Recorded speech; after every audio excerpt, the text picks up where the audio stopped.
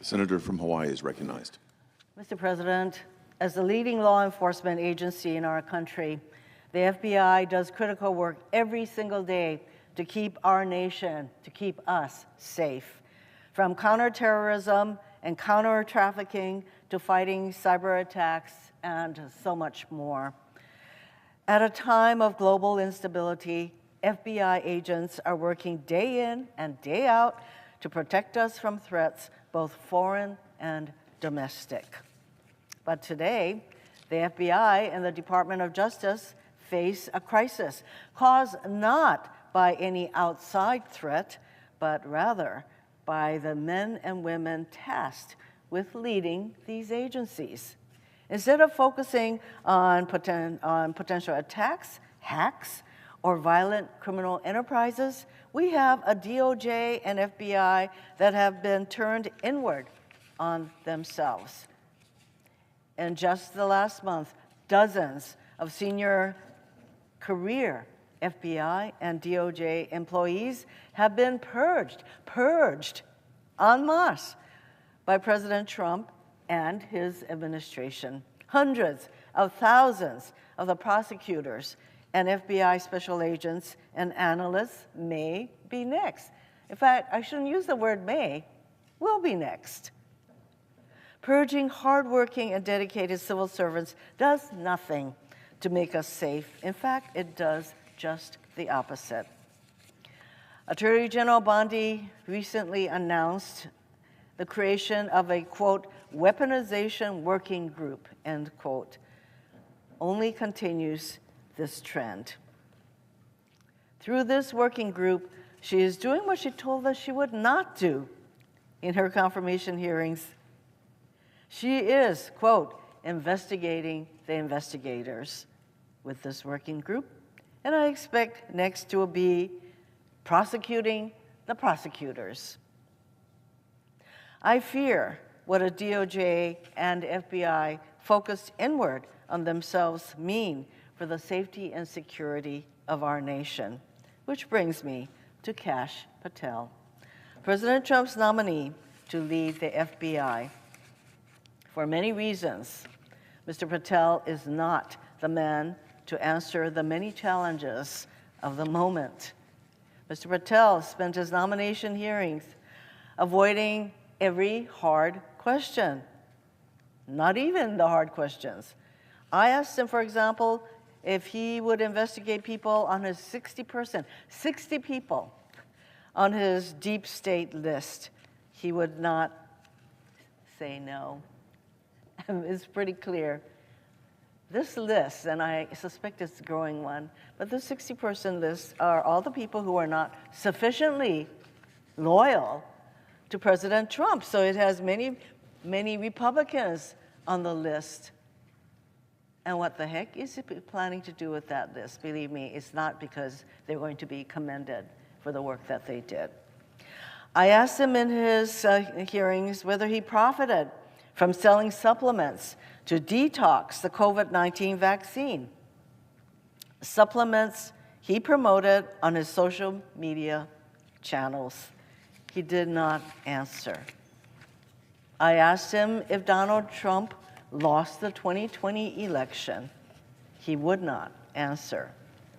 He claimed not to know an anti-Semitic extremist named Stu Peters, despite the fact that he appeared in this person's program 8 times. He tried to claim no involvement with the January 6th choir made up of inmates serving in prison for their part in the violent insurrection on January 6th at the Capitol. And of course, we all know all of these inmates have been pardoned en masse by the president. He claimed no involvement with this choir, despite promoting them and hawking their merchandise for years. He was unwilling to provide any details about his grand jury testimony related to the January 6th insurrection, testimony he had to be compelled to give after taking the Fifth Amendment. And of course, Mr. Patel has the same rights as any American to plead the Fifth. But we have an equal right to ask him, as the nominee for the FBI director, no less, why he did so, and to learn what his ultimate testimony was.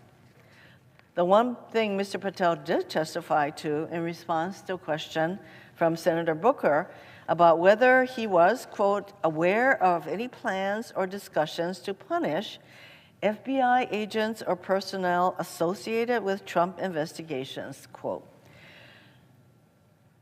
And his response was that he was, quote, not aware of that.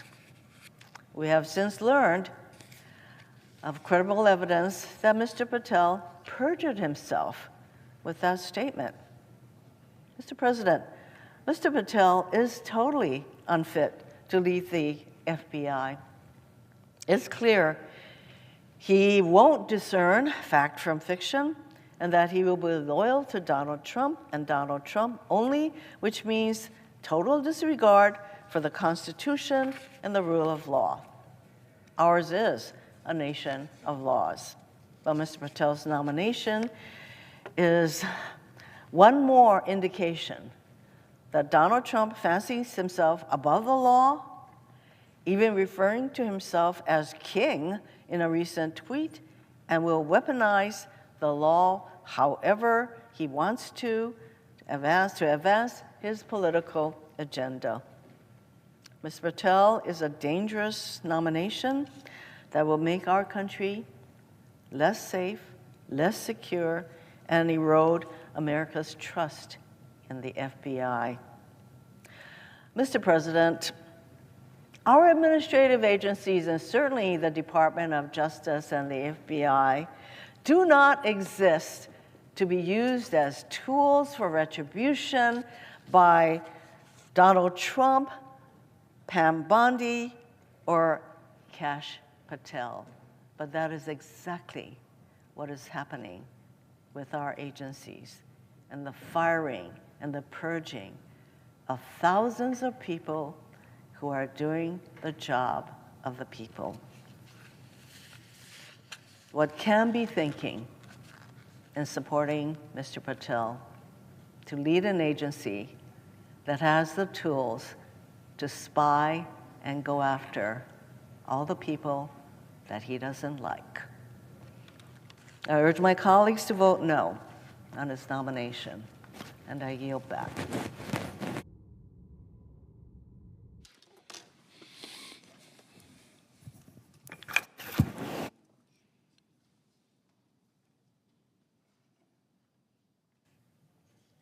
Mr. President. Senator from California is recognized.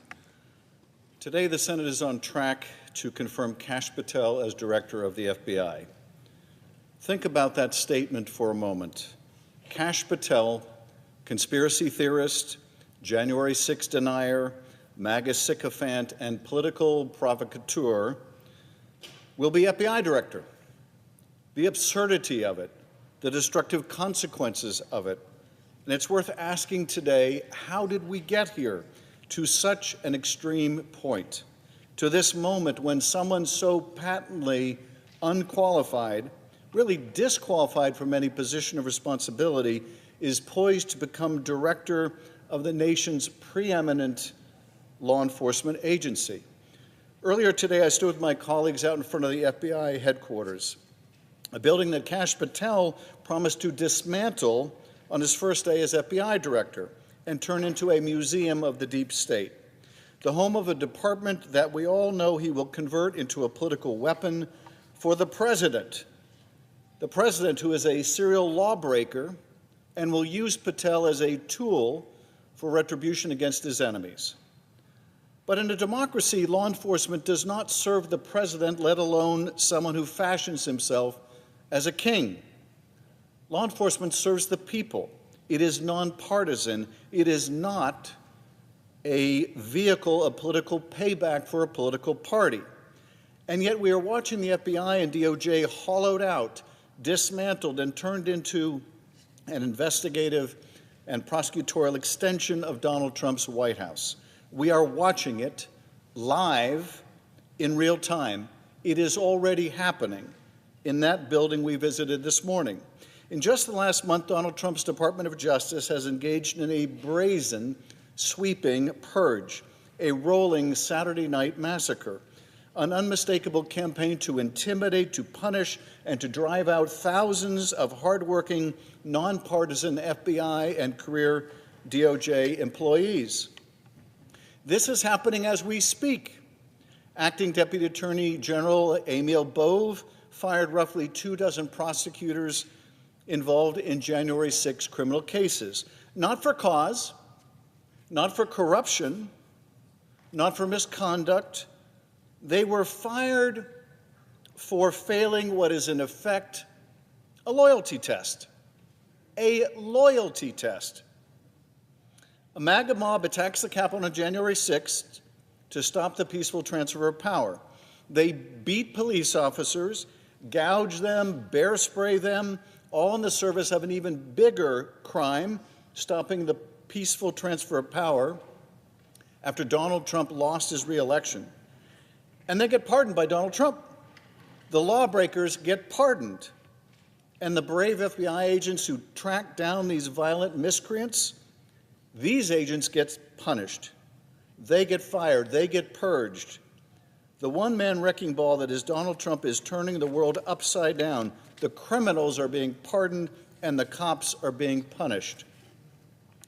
Now, Kash Patel sat before the Senate Judiciary Committee and under oath insisted he knew of no plans to punish FBI employees involved in investigations related to Donald Trump. He positively levitated at the suggestion that such a thing could even be true. Then within days, top FBI agents were fired. Thousands of FBI employees, career professionals, were sent a detailed questionnaire demanding they disclose any involvement in investigations related to the January 6th insurrection. A warning accompanied this. Additional personnel actions could follow. And yet, Mr. Patel testified that, quote, there will be no politicization at the FBI. There'll be no retributive actions taken by any FBI should I be confirmed as FBI director. He sat in that committee room and told the Senate all FBI employees will be protected against political retribution. That was a Thursday. 3 weeks ago, the very next day, the purges began. Before the ink had dried on the transcript of that hearing, the retribution campaign had begun. In his written response to questions, Patel denies knowing about these actions in advance, denies knowing whether he discussed these dismissals with the White House, the DOJ, or the FBI. He wrote, I do not recall having conversations with the transition team about pursuing any particular investigations or targets. I asked him in writing about these actions, and his answer was he doesn't remember. But in fact, whistleblowers have come forward to testify or to state that not only did Patel know about the upcoming purges, he was directing those dismissals. How could he not recall that? It wasn't years ago or even months. It was days before. Days before his written answers to those questions, those written answers where he said he couldn't recall, he was directing these purges covertly as a private citizen. But he doesn't recall. Purges of quality career professionals who dedicated their lives to the rule of law, who have been fired, laid off, or forced out because they dared investigate a violent insurrection on our Capitol. Or the President's retention of classified documents that contained our nuclear and other national security secrets. There was a time in our country when the FBI was weaponized, when it served as a sword for the President, and the DOJ served as his shield, when Hoover authorized covert harassment campaigns against the perceived enemies of the President. We thought those days were over. And they were over until now. We must not put in place a Roy Cohn for the President, someone who will bend and break the law to serve the President's personal and political aims. For therein lies the path to corruption, to unlimited power, and to malfeasance of the highest order. We put up guardrails to prevent one man and his cadre of company men from turning the Bureau and Department into a partisan and lawless battering ram. We must not take them down, because we know the road that lies ahead.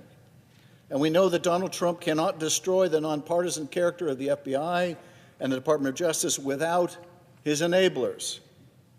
And Kash Patel is Donald Trump's hand-picked enabler and henchman, the guy who would say yes when everyone else would say no to any immoral and unlawful request made by Donald Trump, the guy who publicized his deep state list, almost half of whom are Republicans, the guy who worked for and retains millions of dollars in stock in a company supported by the Chinese Communist Party.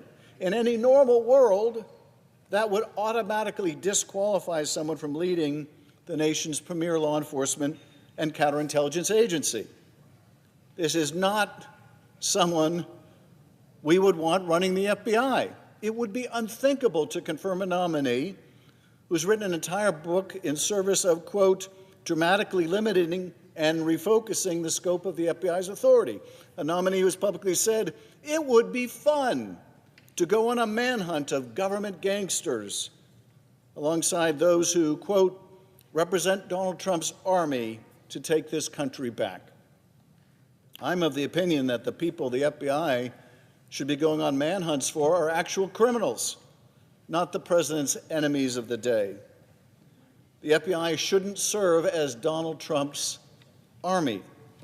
Alas, we will not soon forget the last time Donald Trump's army presented itself to us, when they beat down the doors of this Capitol, when they attacked law enforcement and sought to overturn an election. Mr. Patel is quite familiar with that mob. He celebrated them in song. Now, Mr. Patel tried to deny his association with the January 6th choir. He said he had nothing to do with their recording. But earlier on Steve Bannon's podcast, he was all too proud to brag about it. Quote, so what we thought would be cool is if we captured that audio and then, of course, had the greatest President Donald J. Trump recite the Pledge of Allegiance, then we went to a studio and recorded it, mastered it, digitized it, and put it out as a song, now releasing exclusively on the War Room. But when I asked him about this under oath, his response was, and you may never believe this, when he said we did this and we did that, we didn't include him. I don't know what's worse, taking credit for something he didn't do or doing something and then lying about it. But what I do know is this is not the character of someone who should be director of the FBI. At the hearing, I also asked him to turn and face the Capitol Police officers in the room. These officers from the same department that suffered such grievous injuries on January 6th. He couldn't do so. He couldn't look them in the eye. And I don't blame him for being too ashamed. He should be ashamed, celebrating their victimization in a song. He should be ashamed. And anyone voting to confirm him should be ashamed. And yet here we are, on a fast track to rubber stamp his confirmation, asked to turn a blind eye as he takes control of the most powerful law enforcement agency in the country. That is what my Republican colleagues seem poised to do, and I will ask again, how on earth did we get here? And where are we going? By confirming a nominee who is so plainly unqualified, who is tied up in shady business dealings with the CCP and the Kremlin, who made songs with violent cop beaters, who made memes of himself sawing the heads off of members of Congress. How on earth did we get here? Because we all know where this road ends. A weaponized FBI, investigations into anyone who stands up to Donald Trump, elected officials, journalists, Democrats, and Republicans, anyone. Now, I know some of my colleagues seek solace in the belief that if they just toe the line for long enough, they'll be spared. But we all know what happens when someone falls out of favor with Donald Trump. When you're inevitably asked to vote for something or do something so egregious that you cannot possibly continue to say yes. And when you reach that moment, when you're forced to cross the president or abandon your final line in the sand, it will be these moments you remember, the concessions to a wannabe authoritarian that you were willing to entertain, the lines you allowed him to cross so you would be spared his wrath. But you will not be spared. No one is. Not the veteran, nonpartisan employees of the FBI, not the maverick moderate members of this body, not even the most extreme supporters, left out in the cold the moment they are no longer valuable to this president. When, not if, when you fall out of favor with Donald Trump, Patel and others may be unleashed on you as well. My colleagues should remember there is more room under Donald Trump's bus than on it. Enabling his administration is a one-way street, and by continuing to go down it, you drive yourselves and the foundations of our democracy to the very precipice. My colleagues, we have a duty today, a duty to the Constitution and a duty to the American people. We have a duty to the 38,000 men and women of the FBI who put themselves and their lives on the line every single day. Those who work in the building where we stood this morning in the freezing cold and in communities and cities across the country, keeping us safe and secure. We must take that duty seriously, because if we confirm Kash Patel, knowing what we are getting, knowing where we are going, we will only have ourselves to blame. Mr. President, I yield back.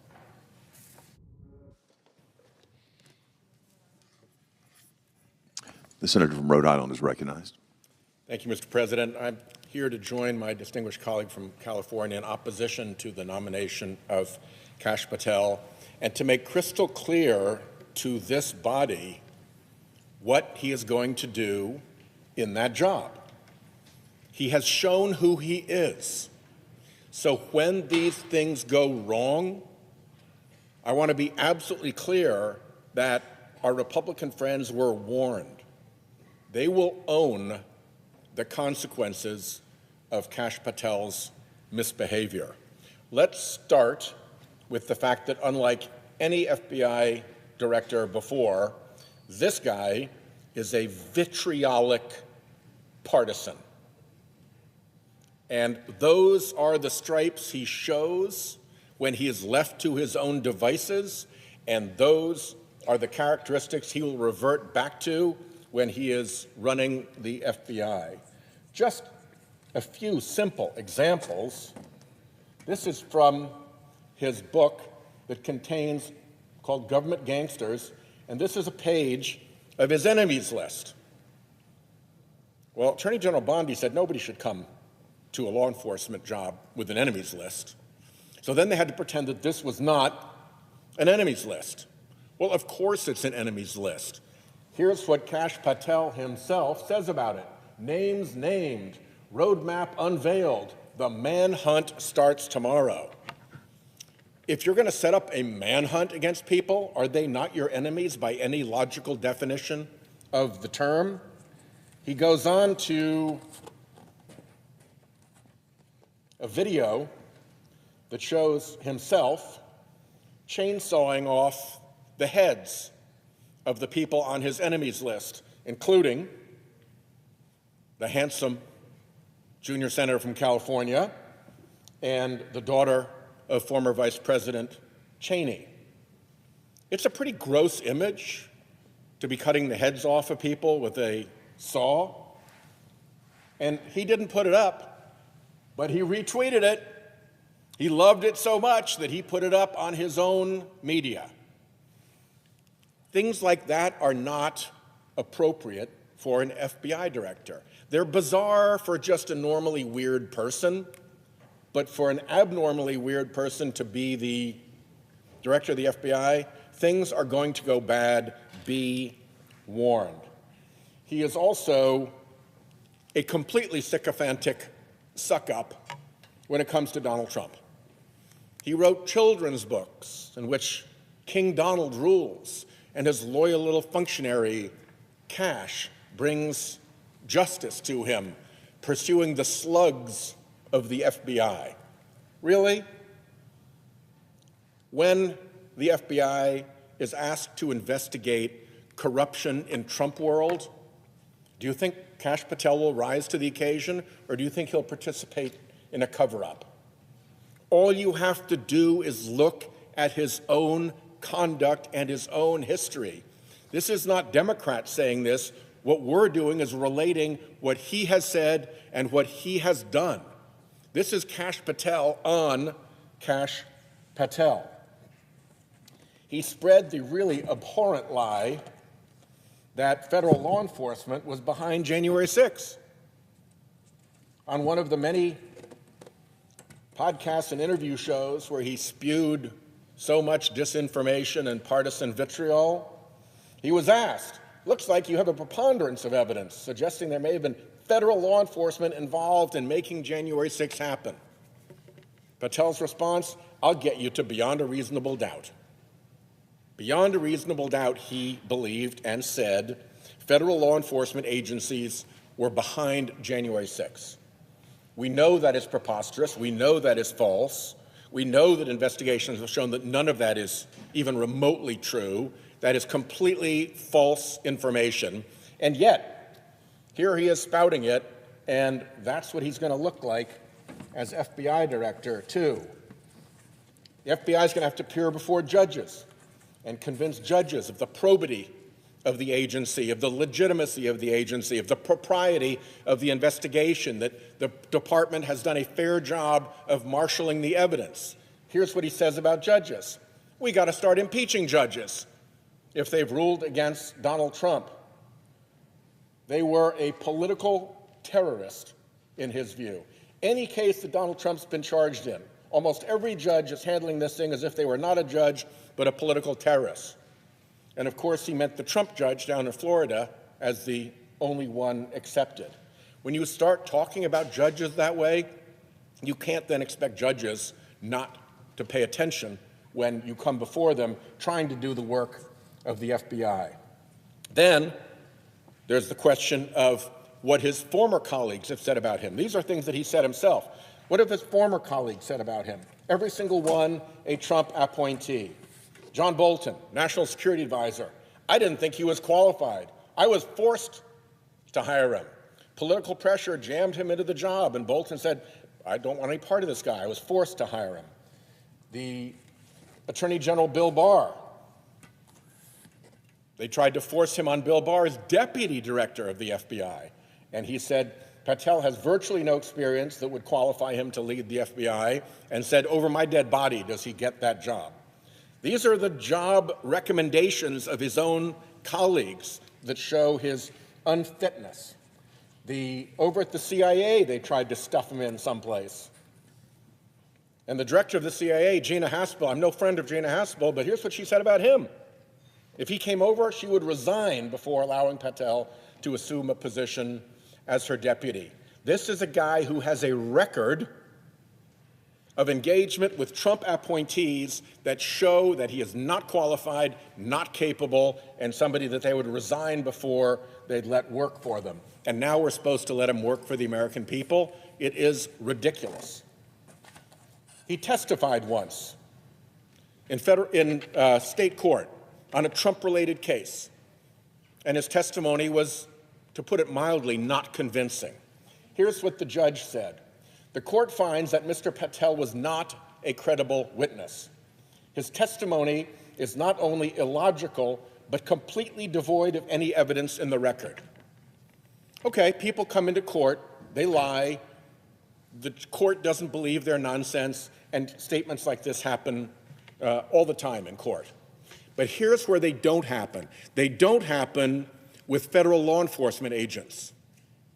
Because when I was the U.S. attorney in Rhode Island, if one of my FBI agents had gone over into the United States District Court in Rhode Island and testified in a criminal case in such a way that one of the United States District judges said about that witness, he was not a credible witness, his testimony was illogical, devoid of evidence in the record, we'd be looking into that.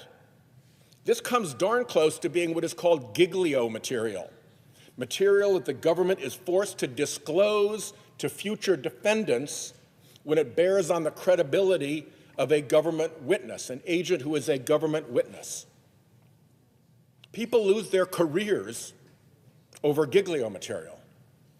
This, if he was an FBI agent, would have caused a response in headquarters to say, what the hell is going on? How did one of our people get involved in such flagrantly fake testimony that he was called out by the judge in the case like this? And this is the person that they want to put in charge of the organization, whose probity and whose professionalism and whose integrity are essential to the successful working of the organization. And the guy was basically called out as a liar and a fraud in plain court. This guy is a hot mess. And when you have a character like this that lies in court, that runs chainsaw memes about your opponents, that every person who he tried to work with who was senior in the Trump administration said, get this bum out of here, I don't want to be anywhere near him. That's a record. And you all, my Republican friends who are going to vote on this guy, when he gets there and he does what his character tells us he will do, don't think this isn't going to come back to haunt you. And by the way, don't think that his Trump servience as FBI director won't turn on you. Just because he's a vitriolic partisan who despises Democrats doesn't mean that when Trump's ire moves someplace else to Republican office holders, he won't be there to deliver the FBI as an enforcer against you. So there's a lot to be concerned about. I'll close with this. Never before in the history of American law enforcement has somebody sought to attain a high position in American law enforcement who has pled the Fifth Amendment. Not only did he plead the Fifth Amendment, but he refused to tell the committee what it was all about. You can't plead the Fifth unless you have a reasonable expectation that could put you in jeopardy of a crime. What crime? How in jeopardy? Explain that. You're not just a normal person, you're trying to be the head of the FBI. In a civil case, pleading the Fifth entitles the judge to instruct the jury to draw an adverse interest about your testimony, that the jury can find against you because you took the Fifth. Why we have not had a straight answer yet from our Republican colleagues about why the guy who wants to be the head of the FBI pled the Fifth? It is an unprecedented, terrible situation. With that, I yield the floor.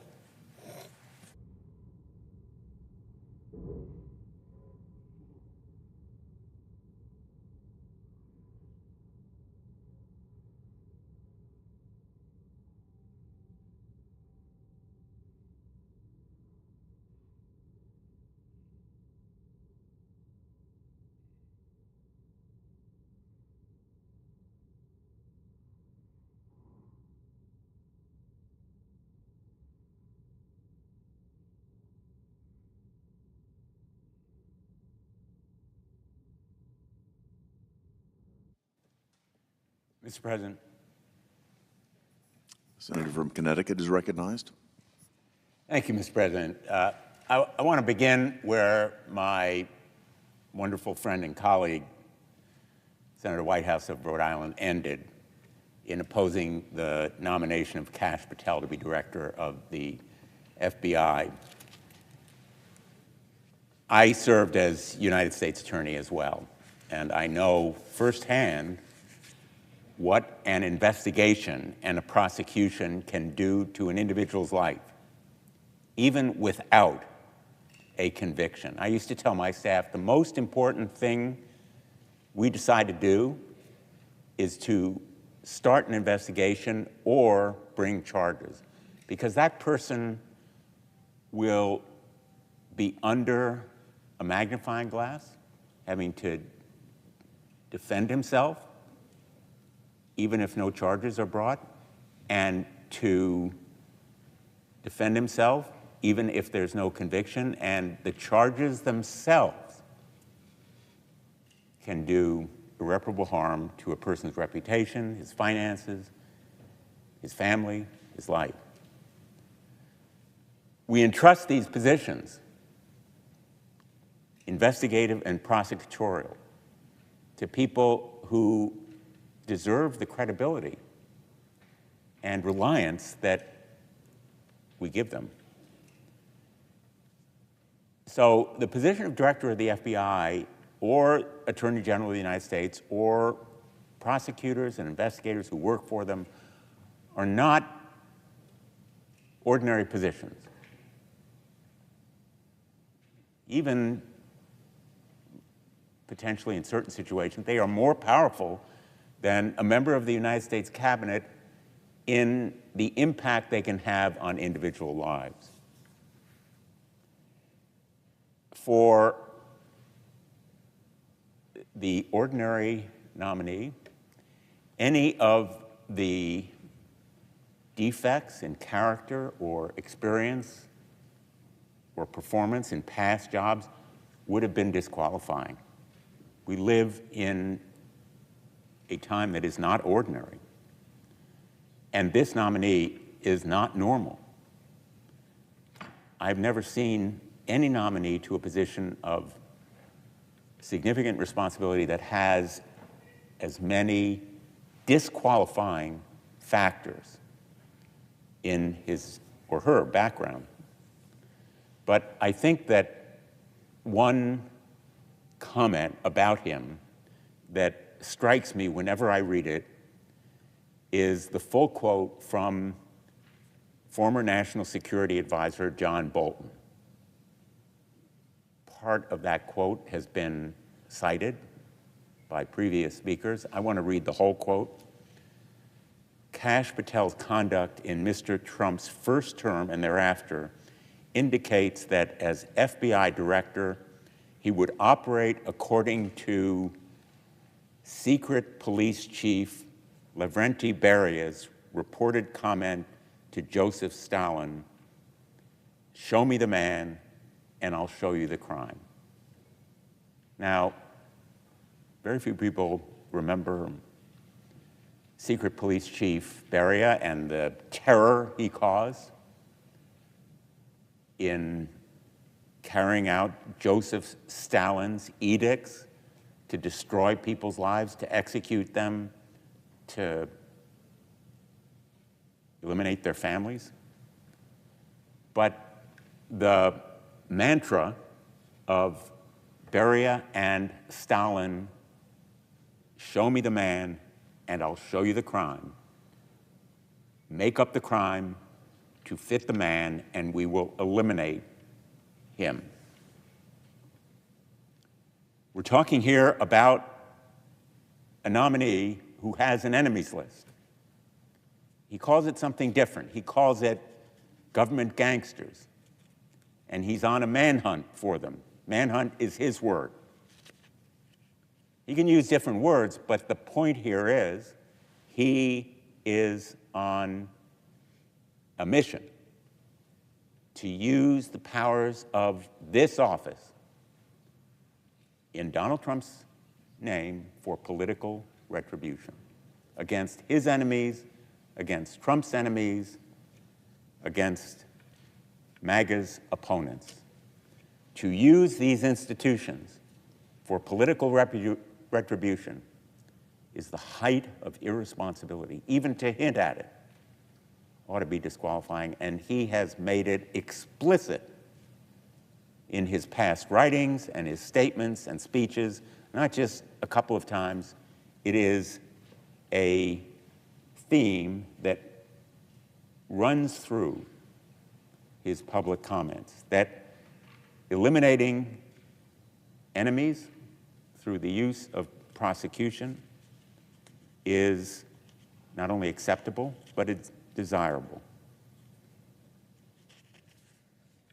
The FBI is a very special agency, 38,000 civil servants, including 13,000 special agents who go after international and domestic terrorism, cyber criminal syndicates, foreign espionage, organized criminal enterprises, including drug cartels,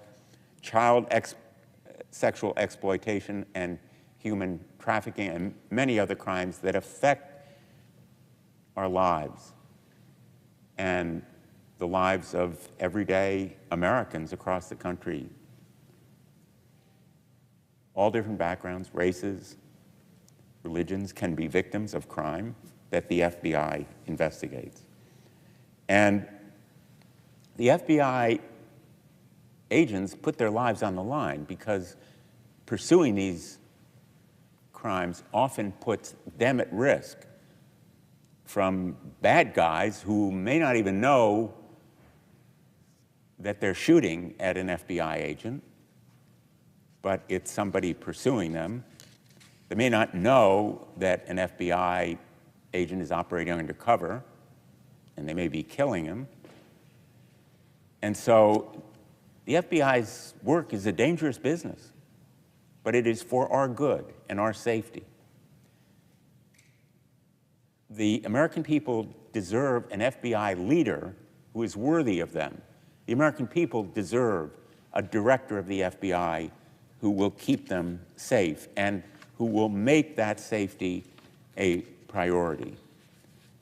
But in recent weeks, the Trump administration has systematically weaponized and politicized both the FBI and the Department of Justice. On her very first day of office, Attorney General Bondi created a, quote, weaponization working group. Let me repeat that. Weaponization working group. And specifically named targets to be investigated: Letitia James, Alvin Bragg, Jack Smith. All of them have led legitimate prosecutions and lawsuits against President Trump. There have been reports that prosecutors and FBI agents have been reassigned from drug trafficking to do immigration enforcement, from terrorism task forces to immigration enforcement. And the administration has issued allegedly unethical or illegal orders, causing many top prosecutors to bravely resign rather than betray their oaths of office. We're talking about men and women who love their jobs in the Department of Justice and do them well. And they have sacrificed those jobs because they were ordered to take action that was unethical or illegal in their view. We need now more than ever an FBI director who is trustworthy and devoted to the ideals and values of the Department of Justice and the Constitution above all. Anyone taking one of those jobs raises their right hand and swears an oath to the Constitution, not to the President, not to the Attorney General, not to any other official. It is to the Constitution. Kash Patel is not that person, not the person to have that immense responsibility, most especially at this moment. He lacks the judgment, he lacks the integrity, he lacks the character and competence to be FBI director. Kash Patel's contempt for those agents who put their lives on the line has been clear. He's called them, the FBI, one of the most cunning and powerful arms of the deep state. And there are now highly credible whistleblower reports that he may have directed the purging of senior leaders at the FBI, as well as potentially a mass firing of career FBI officials. Those FBI officials who served professionally with distinction, put their lives on the line, purged as a result of Kash Patel involving himself, in fact, in those decisions, even as under oath, in response to my questions, he said, quote, all FBI employees will be protected against political retribution. All FBI employees will be protected against political retribution. Well, we stood in front of the FBI headquarters this morning. In that very building, there are individuals who will be fired because they took assignments. They didn't choose, they were assigned to criminal investigations that happened to involve Donald Trump. Political retribution at its very height. And if he directed the purging of those FBI agents, contrary to the assurances he made to our committee at his nomination committee, Kash Patel was certainly less than truthful with us. I have not been without criticism of the FBI. None of us have been. No agency is perfect. But I am also betting that members of the FBI would say there's room for improvement in this agency. Kash Patel would slash and trash the FBI, not improve it. He would engage in political retribution, not constructive reform. He would weaponize the FBI with that enemies list. He may not say it's an enemies list. He may call them government gangsters. But that manhunt would involve political retribution. And he has conspiracy theories.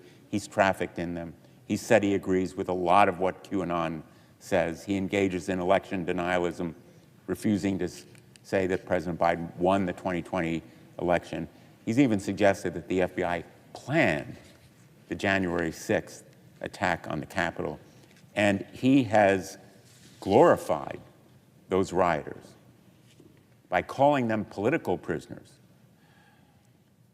and, in fact, aiding them in their defense. Even the rioters who attacked and assaulted police officers and did them grave injury and in some instances contributed to their deaths. He has joined them in song, producing the J6 choir's recording. And he has refused to be honest when it really matters, pleading the Fifth Amendment in the case about Donald Trump's handling of classified documents, and then denying us, or at least refusing to cooperate in providing us with access to the testimony that he offered. The litany of questionable comments, actions by this nominee shows he lacks the character and competence for this job. I've talked about roughly half a dozen various different facts in his background, statements, comments, actions that would be individually disqualifying. Altogether, they paint a picture of someone who has no proper role anywhere near a law enforcement agency, let alone director of the FBI. I'm appalled that my Republican colleagues voted for him in committee unanimously on their side. I'm appalled that so few may vote against him on the floor today. But I am absolutely sure of this one thing. This vote will haunt anyone who votes for him. They will rue the day they did it. To my Republican colleagues, think about it. Think about what you will tell your constituents, more important, your family, maybe your grandchildren, about why you picked and voted for this person who will so completely and utterly disgrace this office and do such grave damage to our nation's justice system. Mr. President, I yield the floor.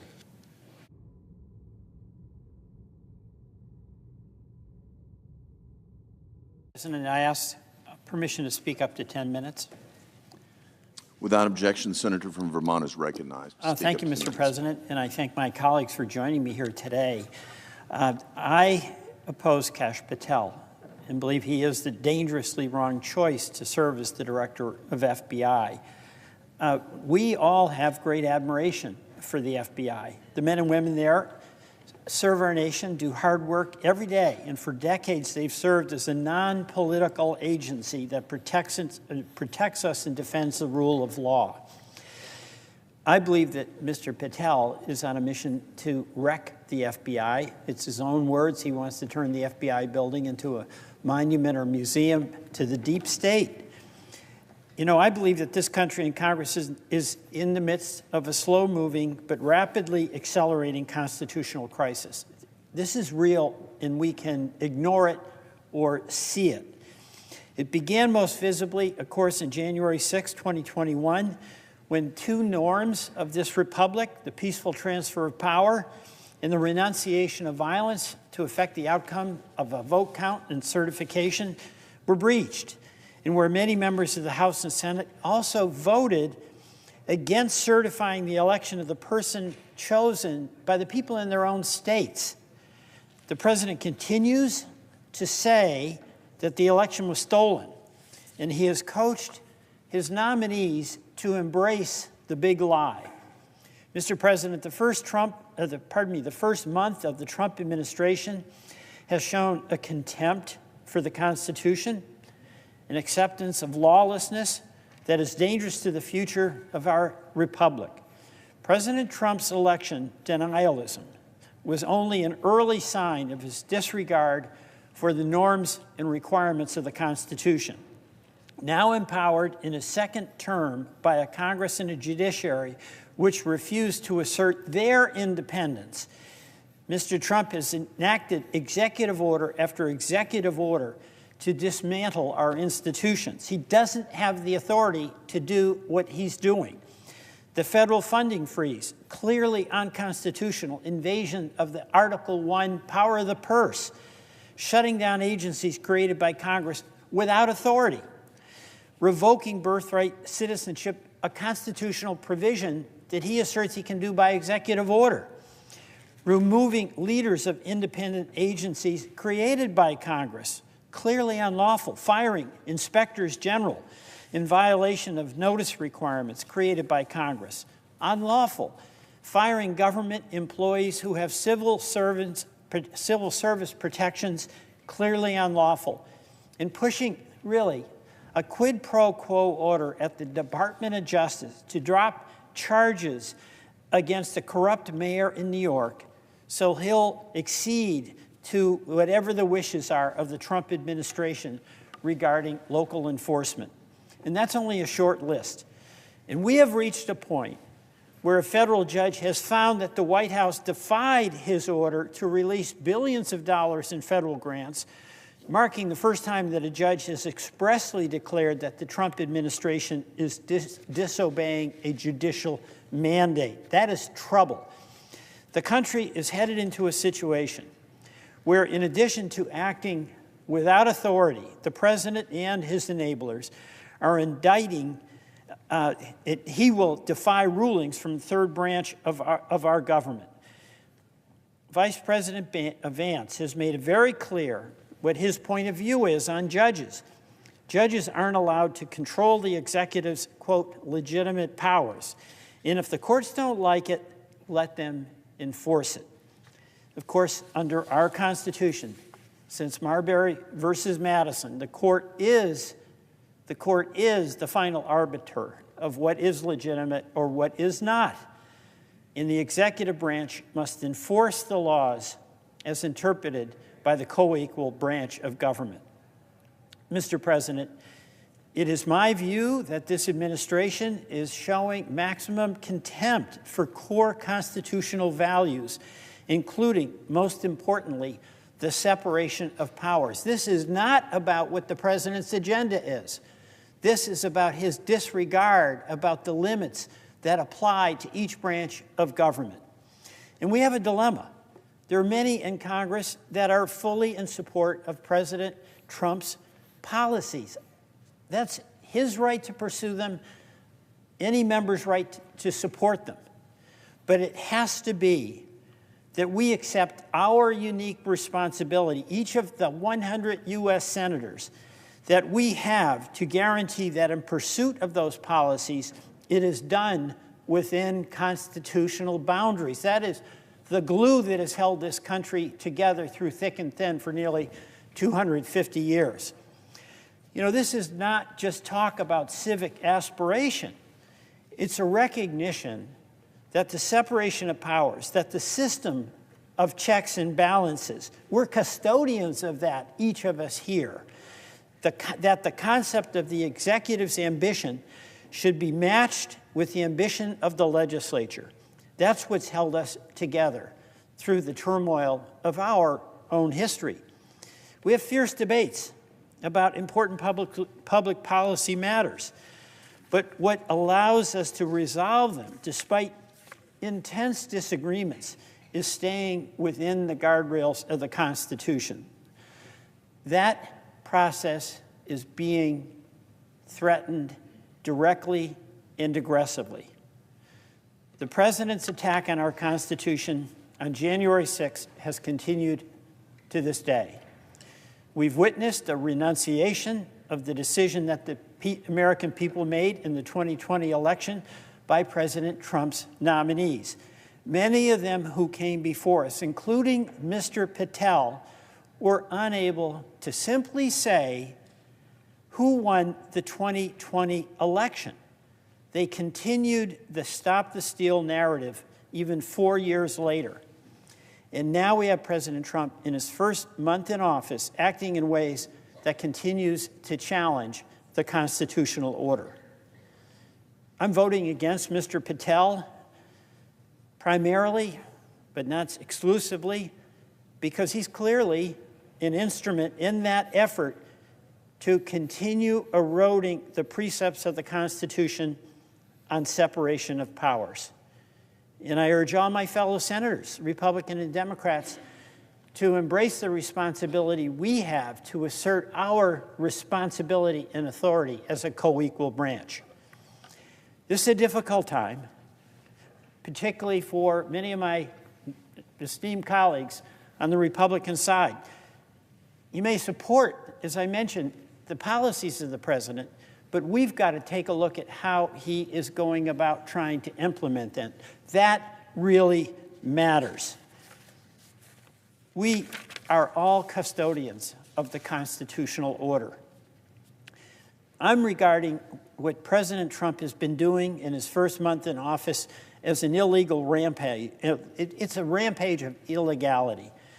He's showing a contempt for Congress and a contempt for the United States judiciary. Mr. Patel has signed on to that agenda. He isn't just someone who will be forced to participate in the president's campaign of retribution. He's an active participant. He's got his enemies list. We know this because his own words said what was the FBI doing planning January 6th for a year? No basis for that other than to set up the attack on the good men and women of the FBI. Mr. Patel is the one who created a list of deep state individuals. This is like Russia kind of stuff, half of whom are Republicans in the so-called deep state. And he called it nothing more than a cabal of government gangsters and allies. This is the department he's going to be leading, really. And he's the one who said thank you to President Trump for helping put so many government gangsters in their place. Mr. President, Mr. Patel is not the person to lead the FBI. And my hope is that all of us should consider what Mr. Patel will do. He's going to use the power of the FBI to go after all those in government, those in the media, and those across the country he doesn't agree with. He cannot serve as the next director of the FBI. I yield back. All post-cloture time has expired. The question occurs on the nomination. Do I hear a sufficient second? There appears to be a sufficient second.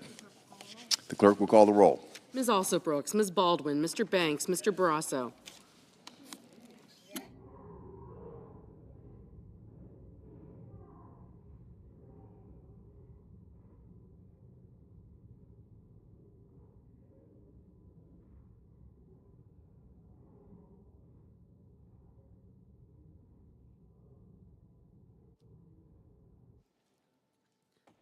Mr. Bennett.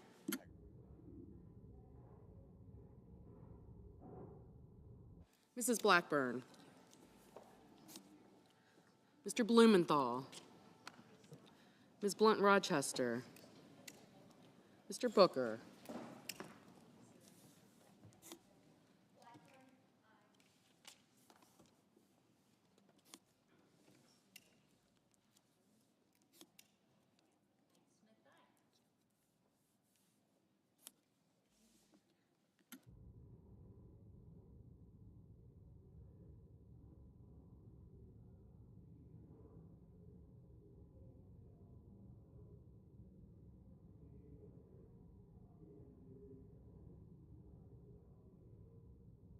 Mr. Bozeman. Mrs. Britt. Mr. Budd. Ms. Cantwell. Mrs. Capito.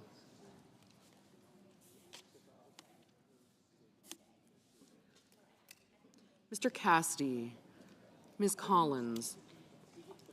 Mr. Coons. Mr. Cornyn.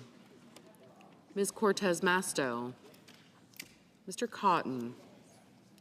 Mr. Kramer. Mr. Crapo. Mr. Cruz. Mr. Curtis. Mr. Daines. Ms. Duckworth. Mr. Durbin. Ms. Ernst. Mr. Fetterman. Mrs. Fisher. Mr. Gallego. Mrs. Gillibrand. Mr. Graham. Mr. Grassley. Mr. Haggerty. Ms. Hassan. Mr. Hawley. Mr. Heinrich. Mr. Hickenlooper. Ms. Hirono.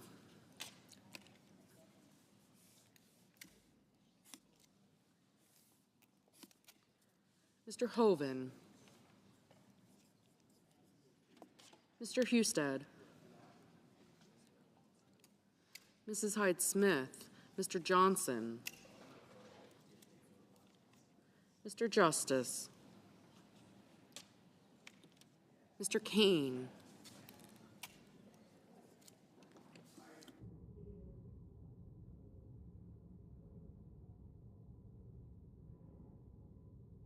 Mr. Kelly.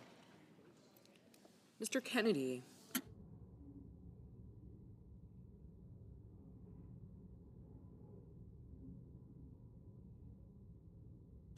Mr. Kim. Mr. King. Ms. Klobuchar.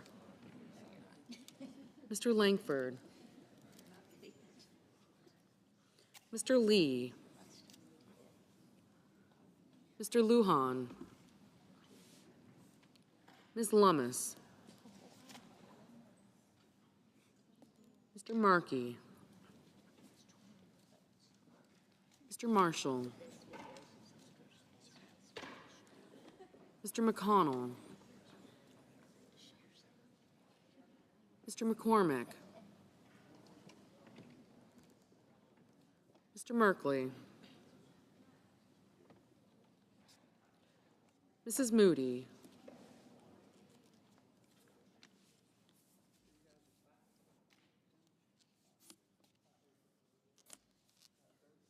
Mr. Moran. Mr. Moreno. Aye. Mr. Mullen. Ms. Murkowski. Mr. Murphy.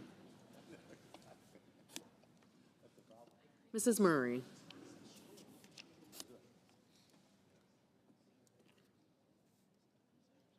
Mr. Ossoff. Mr. Padilla.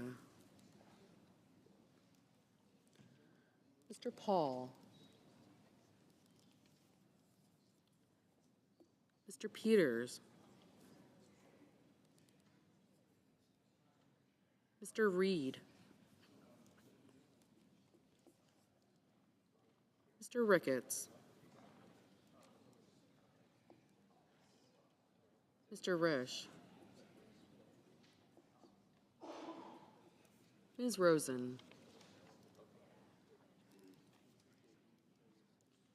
Mr. Rounds. Mr. Sanders.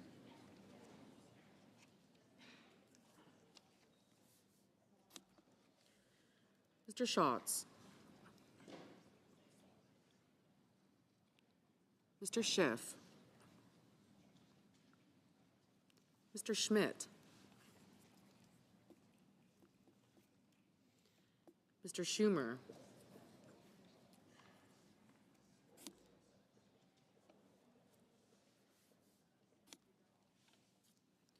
Mr. Scott of Florida. Mr. Scott of South Carolina. Mrs. Shaheen. Mr. Sheehy. Ms. Slotkin. Ms. Smith. Mr. Sullivan. Mr. Thune.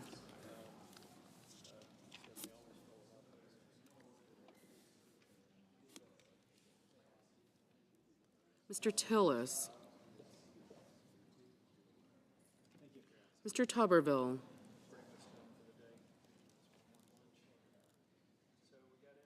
Mr. Van Hollen.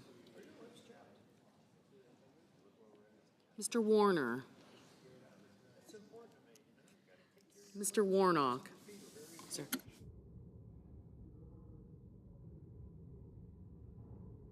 Ms. Warren.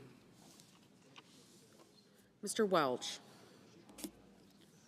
Mr. Whitehouse. Mr. Wicker.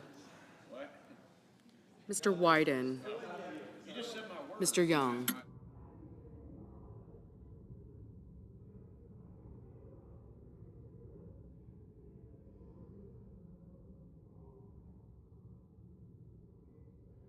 Senators voting in the affirmative: Banks, Barrasso, Blackburn, Britt, Budd, Cassidy, Cotton, Ernst, Grassley, Haggerty, Hawley, Hyde-Smith, Kennedy, Moreno, Paul, Schmidt, Scott of Florida, Tillis, and Young.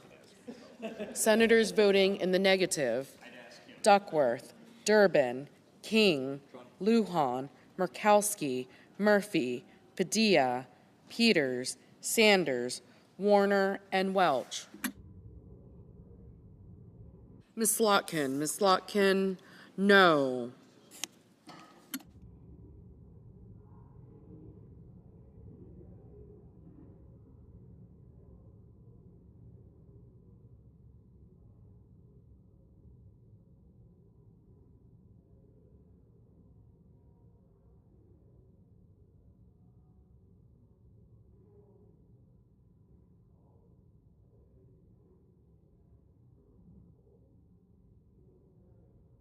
Mr. Sheehy, aye. Mr. Schatz, no.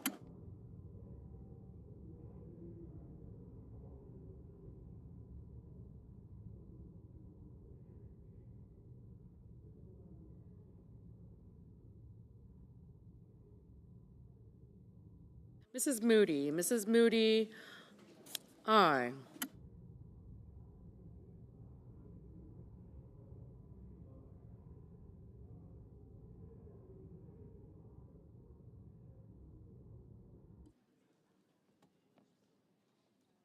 Mr. Crapo, aye.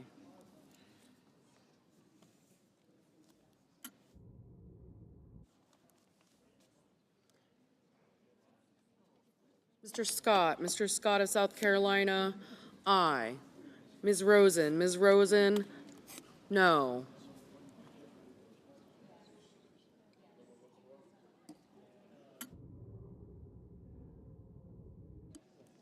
Mr. Tuberville, aye. Mr. Husted, aye. Mr. Johnson, aye.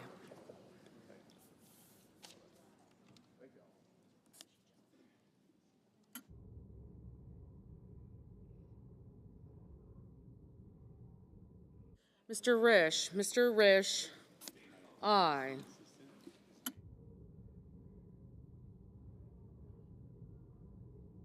Mr. Kelly, no.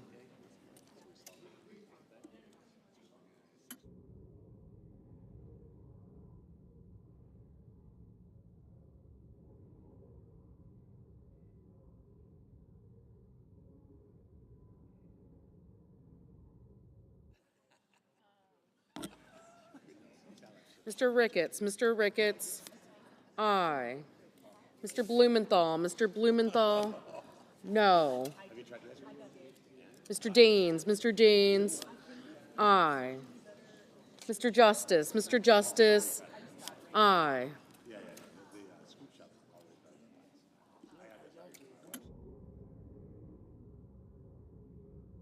Ms. Cantwell, no. Mr. Graham, aye.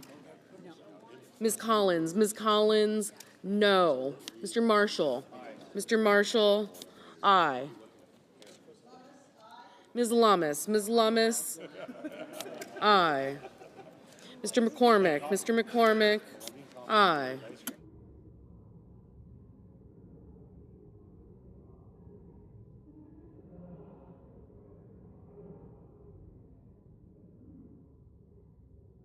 Mr. Schumer, no. Mrs. Gillibrand, no.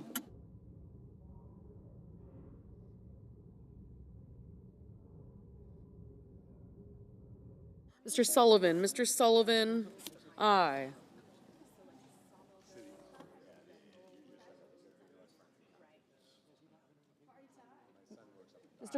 Mr. McConnell, aye. Mr. Wyden, no.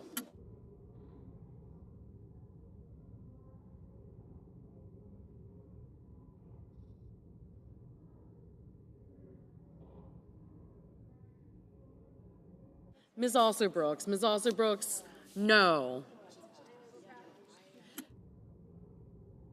Mr. Kramer, aye. Ms. Blunt Rochester, no. Mr. Kim, no. Mr. Merkley, no. Mr. Langford, aye.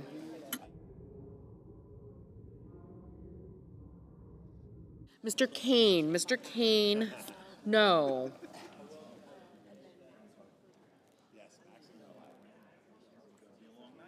Mr. Warnock, no. Ms. Hirono, no.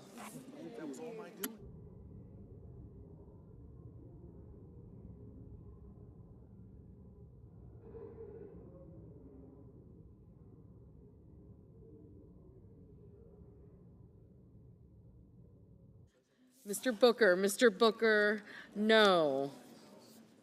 Mrs. Murray, no.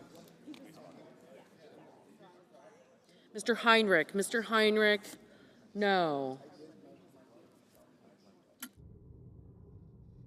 Ms. Cortez Masto, no. Mr. Rounds, aye.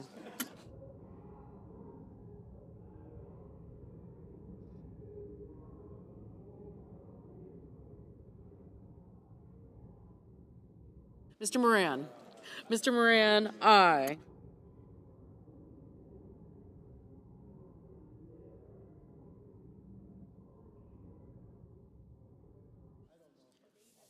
Mr. Reed, no.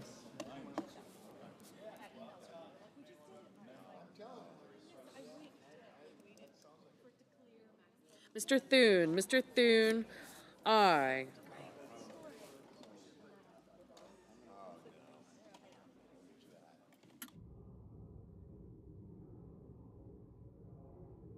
Mr.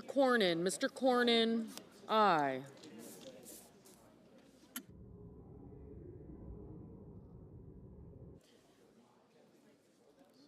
Ms. Warren, no. Ms. Hassan, no.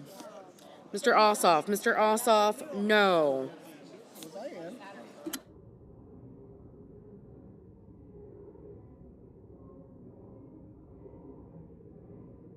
Mr. Fetterman, no.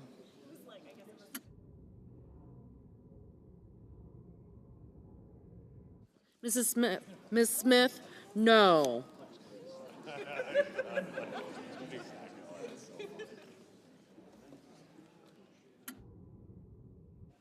Mr. Van Hollen, no. Mr. Markey, no.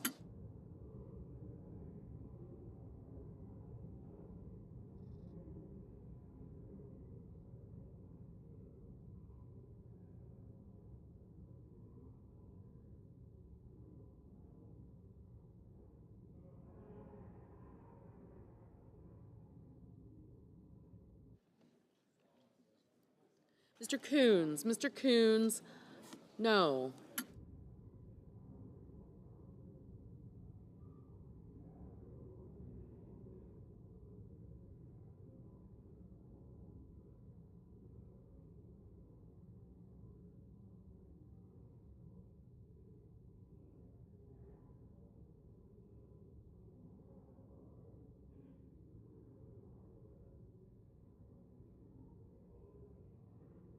Ms.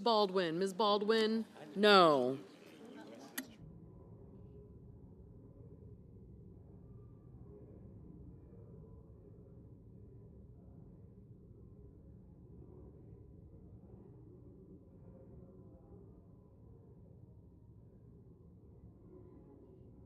Mr. Hickenlooper, no.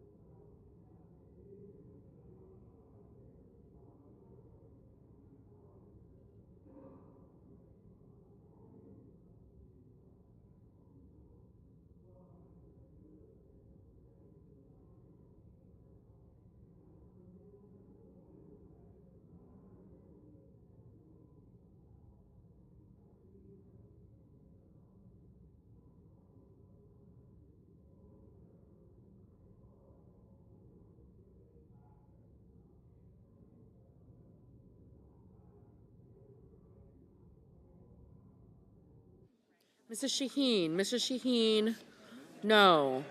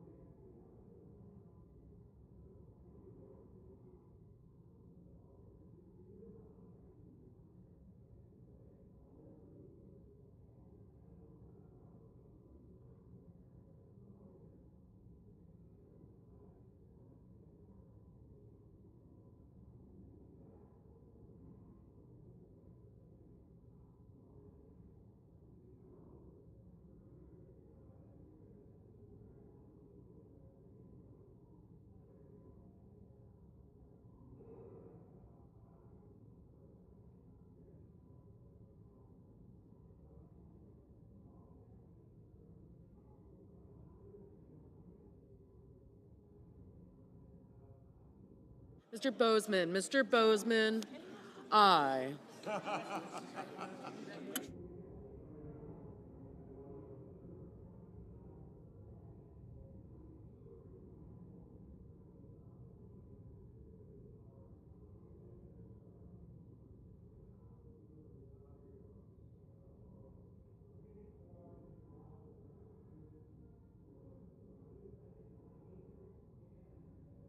Ms. Klobuchar, Ms. Klobuchar, no. Mr.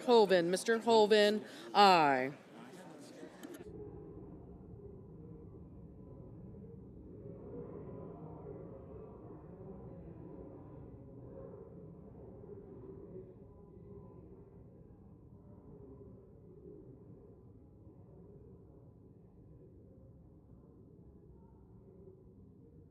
Mr. Schiff, no.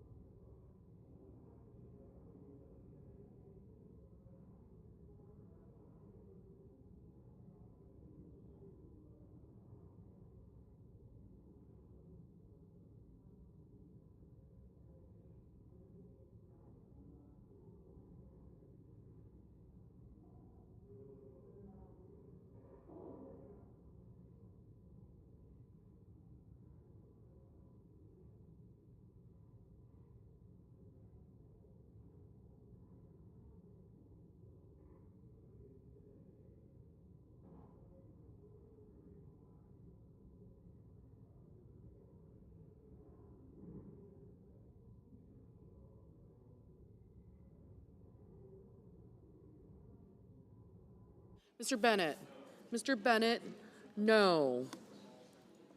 Mrs. Capito, aye. Mr. Wicker, aye.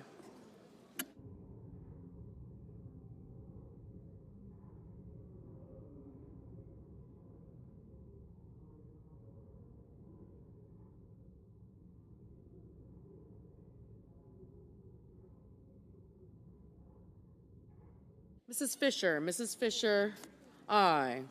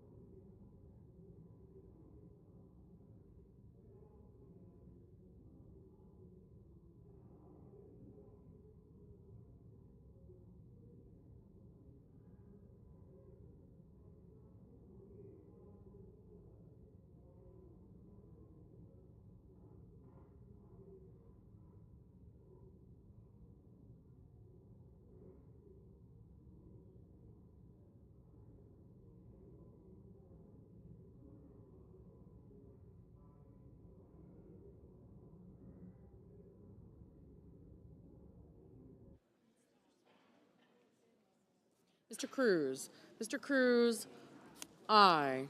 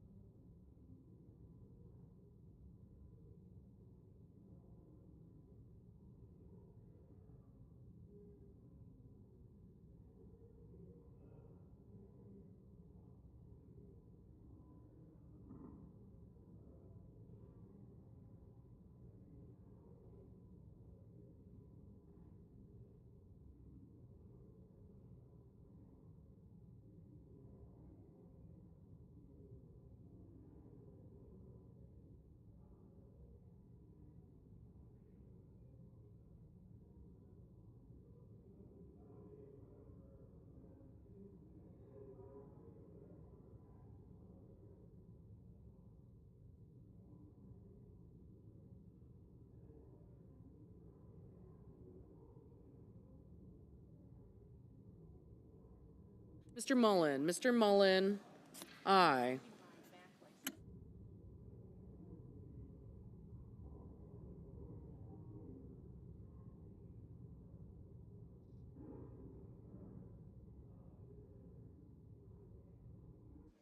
Mr. Lee.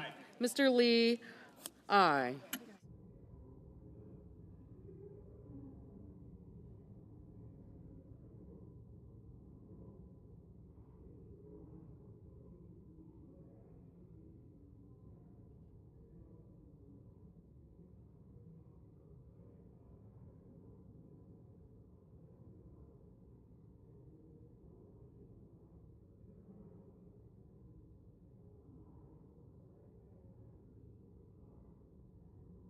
Mr. Gallego. Mr. Gallego, no.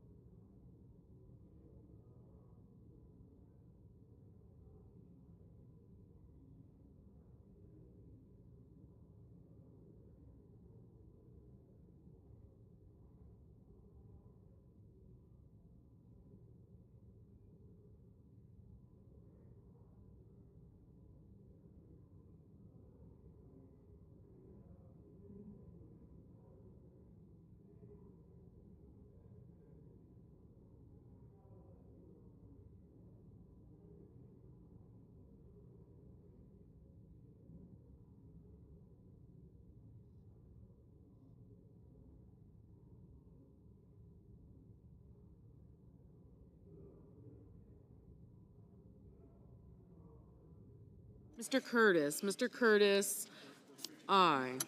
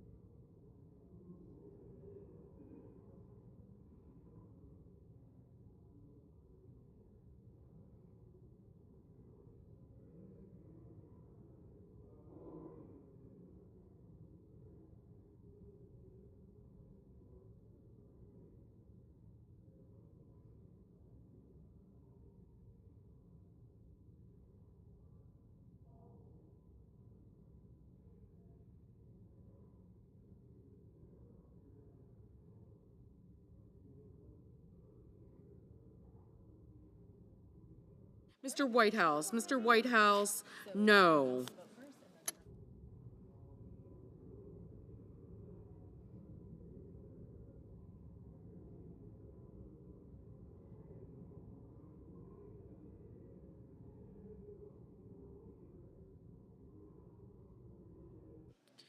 The yeas are 51. The nays are 49. The confirmation is confirmed. Under the previous order, the motion to reconsider is considered made and laid upon the table, and the President will be immediately notified of the Senate's actions.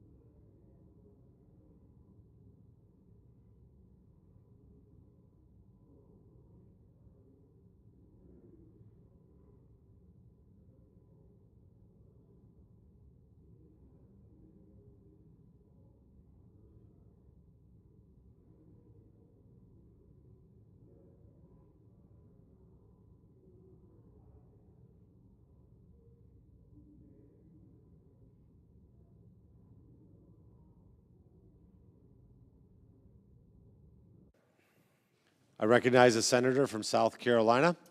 Thank you very much to my colleagues. We'll soon be starting what is commonly called a vote-a-rama. If you've never been in one, it's okay. But no, it's a chance to have a spirited discussion and debate about policy and about the budget resolution. So what's happened here is that the Budget Committee reported out Senate Concurrent Resolution 7 that will allow through the reconciliation process the spending of money and the reduction of spending based on different committees.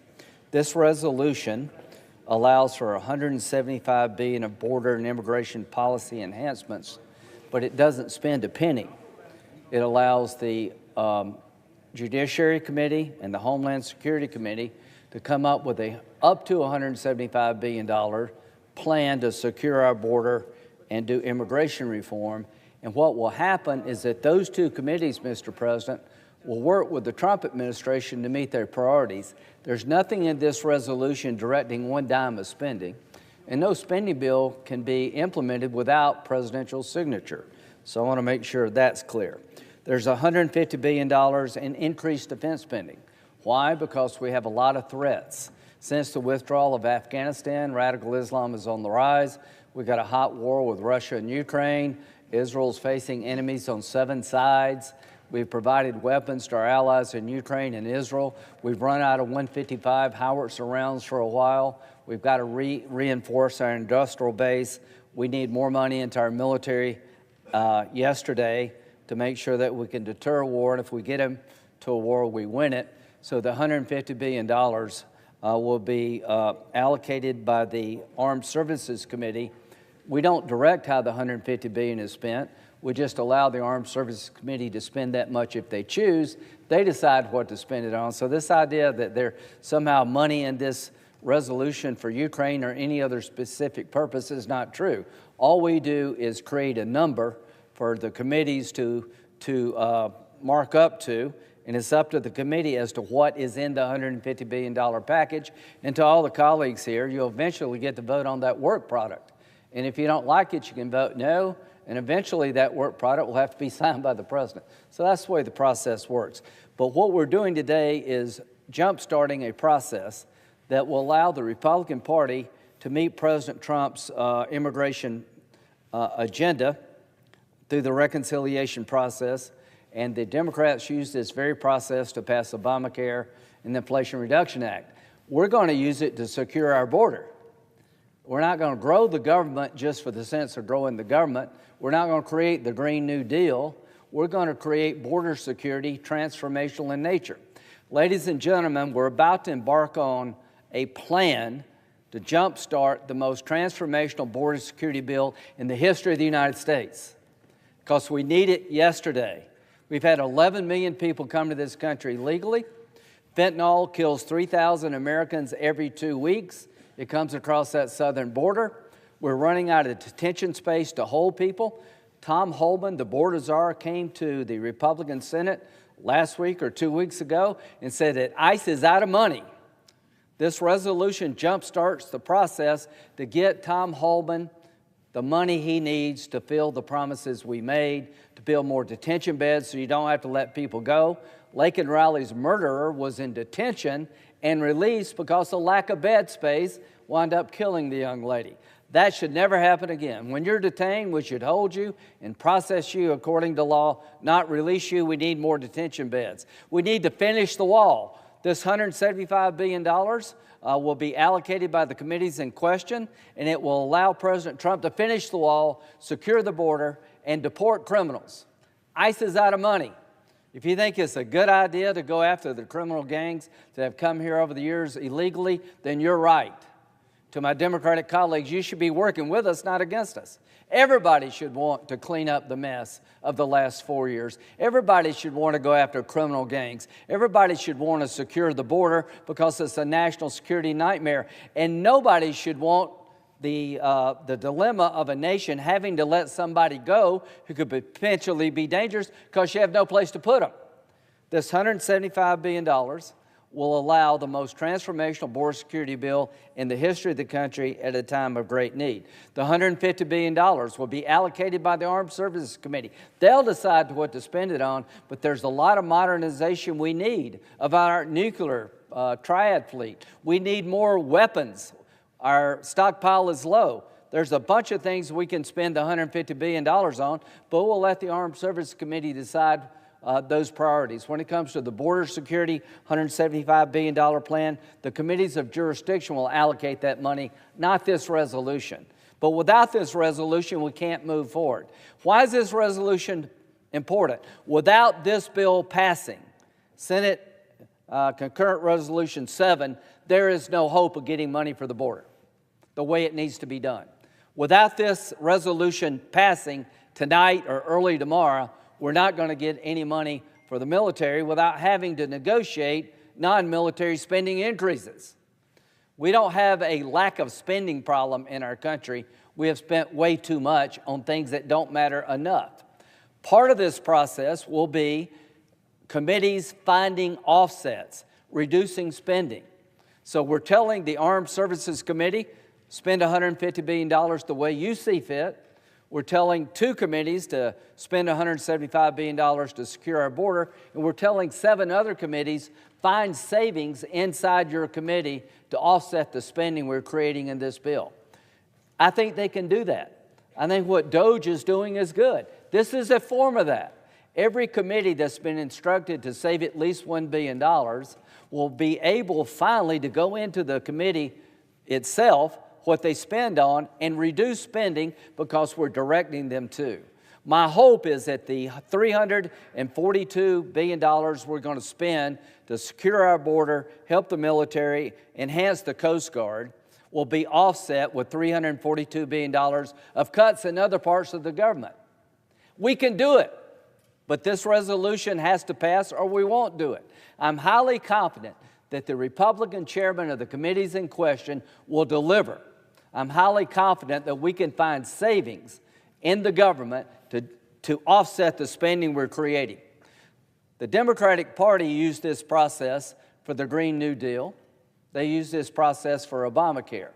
We're using this process to help our military, who needs help, to secure a border that's been broken, and enhance the Coast Guard. That's the difference. We're doing things that need to be done to make us safe. 3,000 Americans die every 2 weeks because fentanyl comes across the border. We're going to fix that. Since President Trump's been in office, border crossings have gone down by 90%. We want to reinforce its success. We want to finish that wall. We want to make sure we never release another person in this country because we don't have a bed. We're going to make sure that the criminal gangs keep leaving, not staying, because the ICE doesn't have enough money. Why are we doing this? Because Tom Homan and Mr. Voigt, the head of OMB, told us 2 weeks ago we're out of money to finish the job that President Trump started. To my House colleagues, I prefer one big, beautiful bill that makes the tax cuts permanent, that does the things we need to do on the border and with our military, and cuts spending. I wish you all the best. I prefer what you're doing to what we're doing, but we got to have a plan B if you can't get it done soon. What is the Senate doing? We've decided to front-end load security. We want to cut taxes. We want to make the tax cuts permanent. We're going to work with our House colleagues to do that. They expire at the end of the year, but we have time to do that. It is the view of the Republican Senate that when it comes to border security, we need not fail. We should have the money now to keep the momentum going. When it comes to the Republican Senate, we believe the military needs money now because the world's on fire. To my House colleagues, we will all get there together. If you can pass the one big, beautiful bill that makes the tax cuts permanent, not 4 or 5 years, then we'll all cheer over here. Nothing would please me more than Speaker Johnson being able to put together the bill that President Trump wants. I want that to happen, but I cannot sit on the sidelines and not have a plan B. This nation is under threat. The illegal immigrants who have come here by the millions need to be sent back by the millions. The border needs to be secured. The wall needs to be finished. We need more detention space. We need to upgrade our military capability now. The reason we're doing it now is because we were told ICE is out of money now.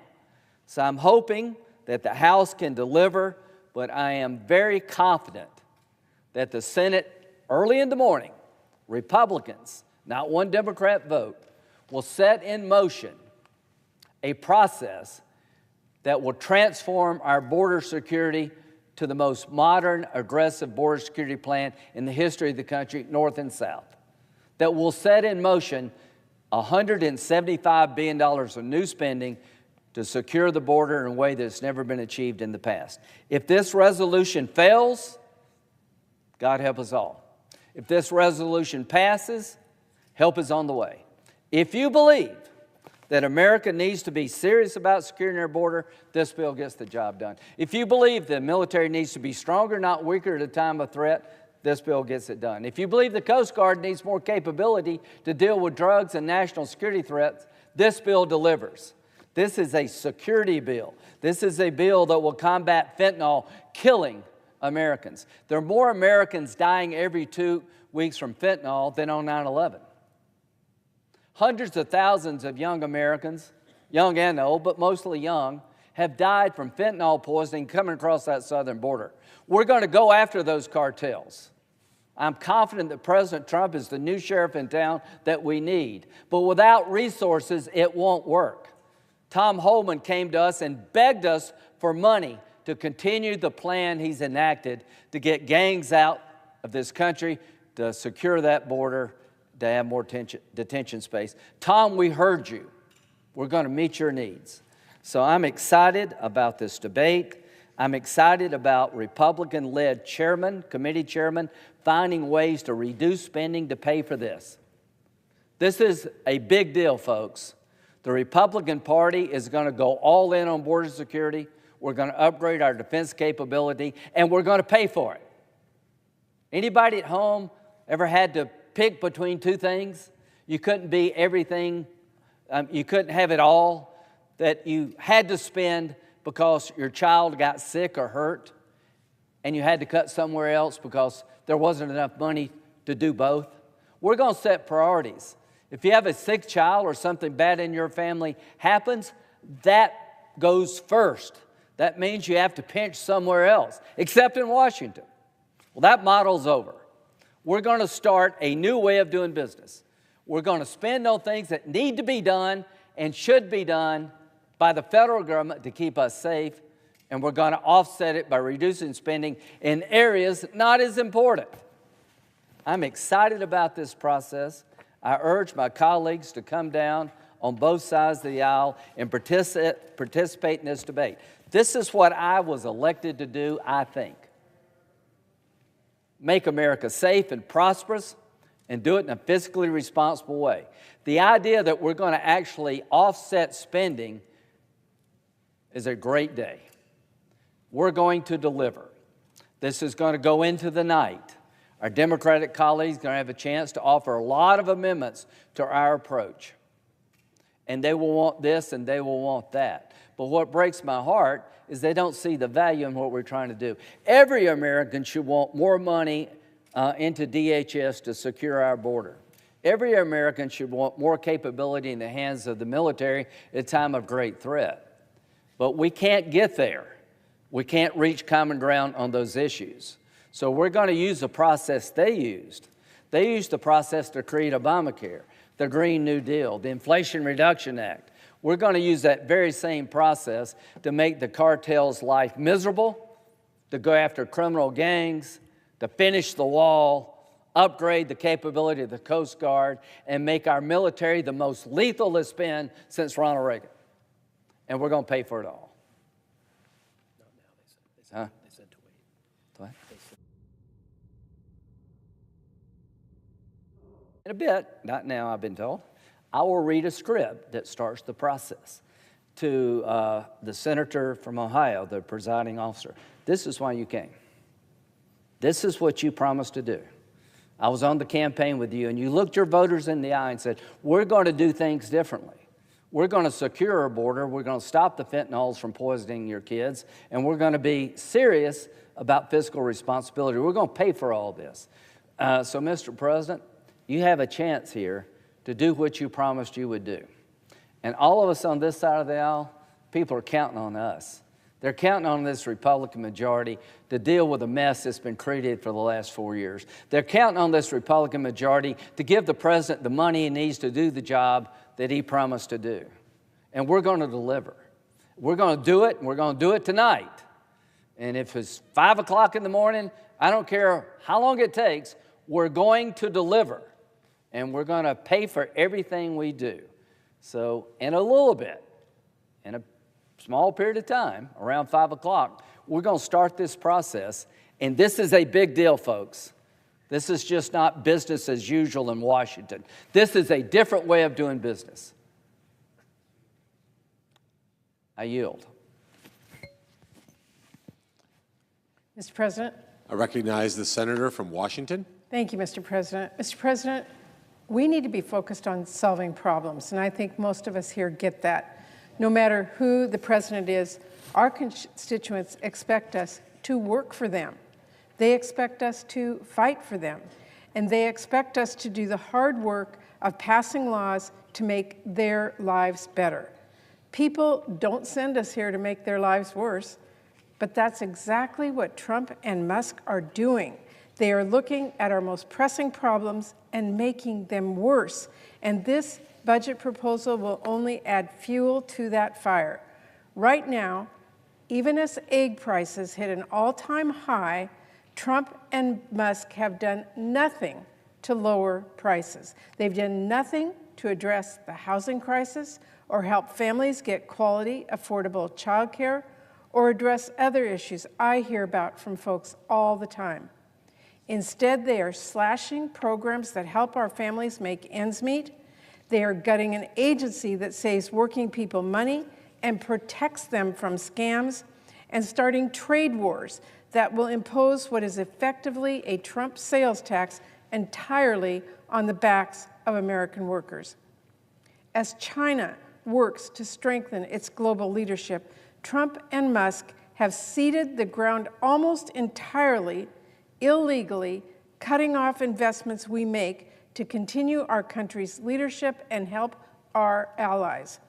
At the most precarious moment for the Middle East in decades, Trump is casually proposing to ethnically cleanse Gaza so that Trump and his family can build waterfront property there.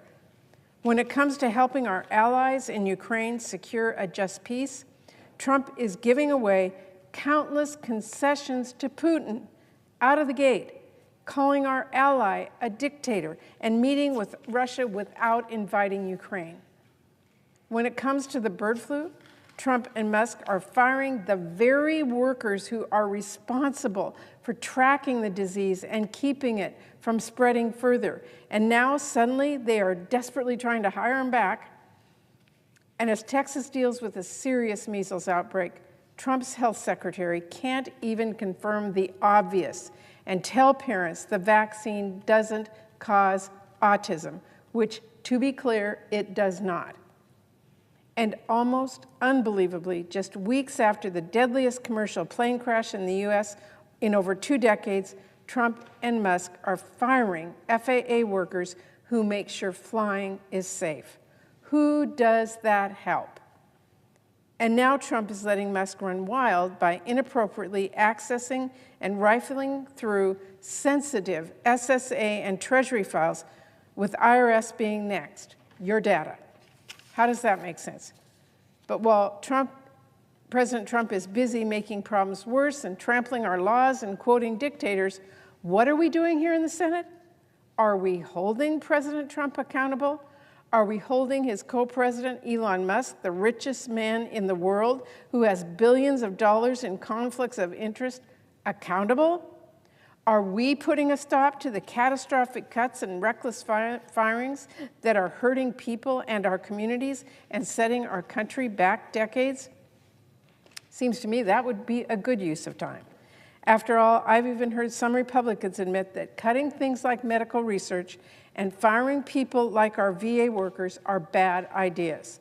So you would think maybe we could work together from that common ground. But instead, Republicans are throwing all their effort behind a partisan plan to slash and burn programs that help our families and raise costs for everyday Americans and shovel billions of dollars to help people who already have billions of dollars. Meanwhile, I would like to recommend to my colleagues, we are less than a month away from a deadline to pass bills to fund our government. And as we approach that deadline, the entire world is watching as President Trump and Elon Musk shut the government down bit by bit, whatever parts Elon doesn't like.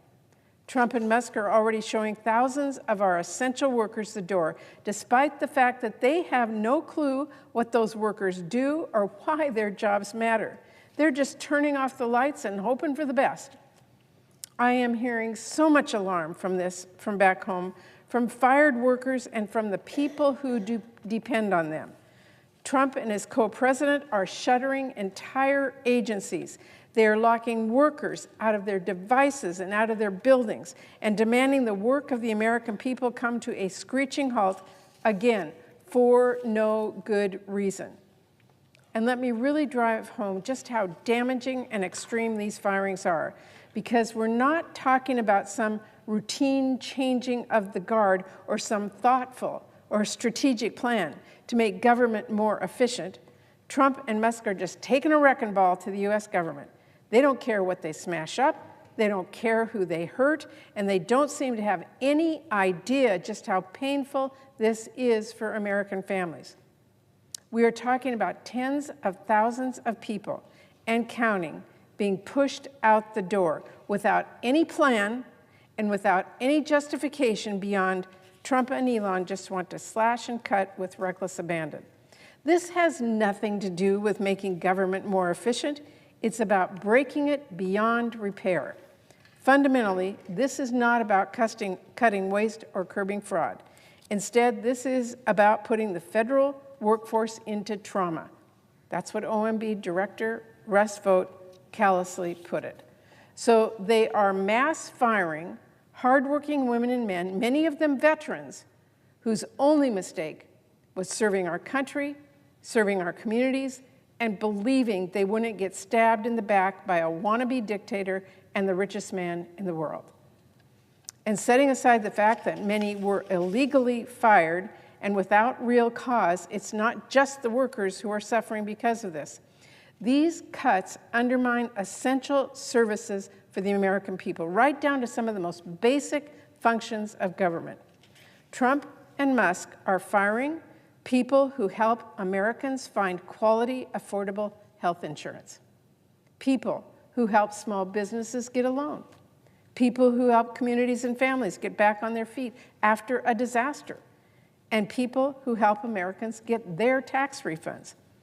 They are firing people who help our economy stay competitive, from firings that undermine energy projects and thousands of good new jobs, to firings that undermine innovation and technology, to firings that are hurting our farmers and undermining agricultural research. They are laying off national park rangers, which will mean longer wait times, dirtier bathrooms, delayed emergency responses, and closed parks. They fired Forest Service workers who are crucial to preventing wildfires. And again, I have to emphasize they are firing FAA workers, for crying out loud, including personnel who work on radar and landing and other critical infrastructure that help our aircraft navigate safely. They are firing these people and pretending it's no big deal, all just weeks after, by the way, the deadliest crash our nation has seen in decades. Trump and Elon might not fly commercial, but the rest of us do. In the Pacific Northwest, the Bonneville Power Administration is losing hundreds of highly skilled workers, and that includes everyone from electricians, engineers, dispatchers, line workers, cybersecurity experts, and many more. These are literally the people who keep the lights on. And now they're being fired on a whim because Trump and Elon Musk do not have a clue about what they do and why it's important, and you know what? They don't care to learn.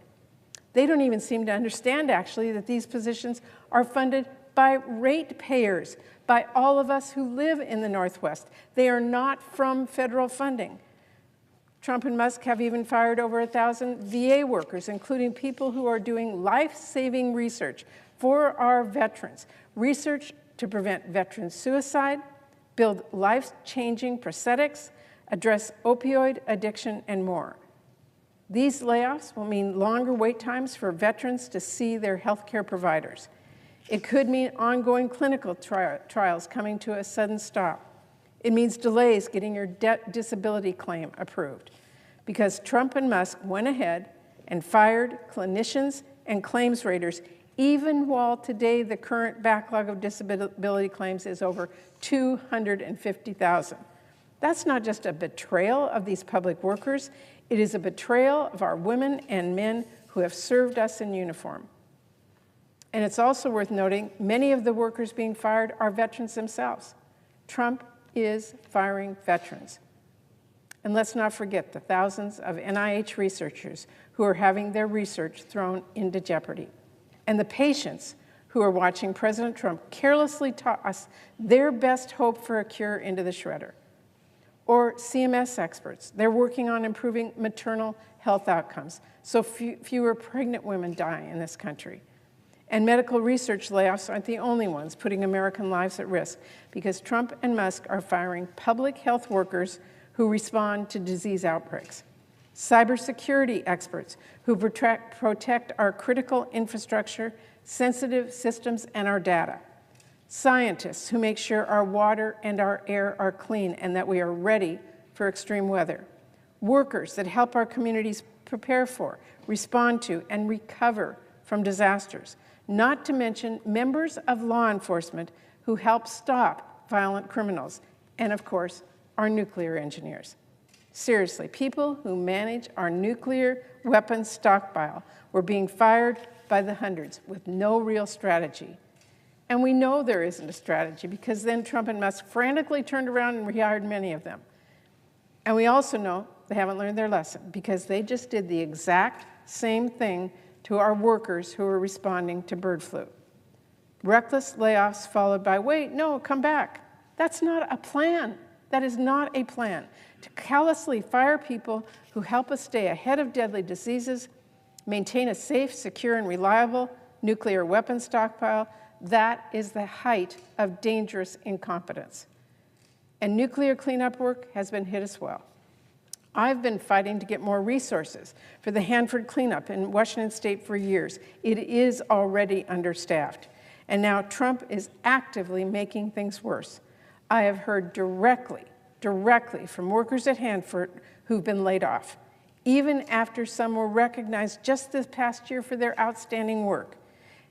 And by the way, that underscores another reality of these firings. They have absolutely nothing to do with merit. In fact, the way they are targeting new employees, including people who were recently promoted, so now these workers are getting fired from their newly earned jobs, literally pushing out some of our best performers and our most committed workers. And one more thing, they are even illegally firing the government watchdogs who provide accountability and prevent fraud. If Trump and Musk were really committed to tackling waste, fraud, and abuse, would they fire the very people serving in nonpartisan roles whose very job is to uncover and reduce waste, fraud, and abuse?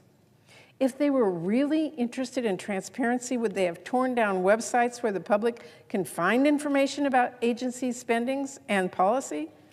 The list of pointless, actively dangerous firing goes on and on. It grows by the day, as does the fallout and alarm being caused by it. My phones have been ringing off the hook, and I know I am not the only one. Again, these sweeping layoffs do not address fraud or waste. They are totally arbitrary, pushing out high performers and the promising next generation of our federal workforce who won't be easily replaced. Not to mention the hiring freeze prevents them from even trying. And here's the thing that is so important to remember. These are people who have families. They work hard. They love their country. They're not being sent packing because they've done anything wrong or because their work is not important. They are being pushed out simply because Trump and Musk are trying to break the government, trying to make it not work for the people who need it. It is wrong, and if this doesn't stop now, it will be catastrophic. The scale and scope of Trump and Elon's purge will set our country back decades. It's not like you can fire anyone and say, oh wait, my bad, and rehire everyone with a snap of a finger.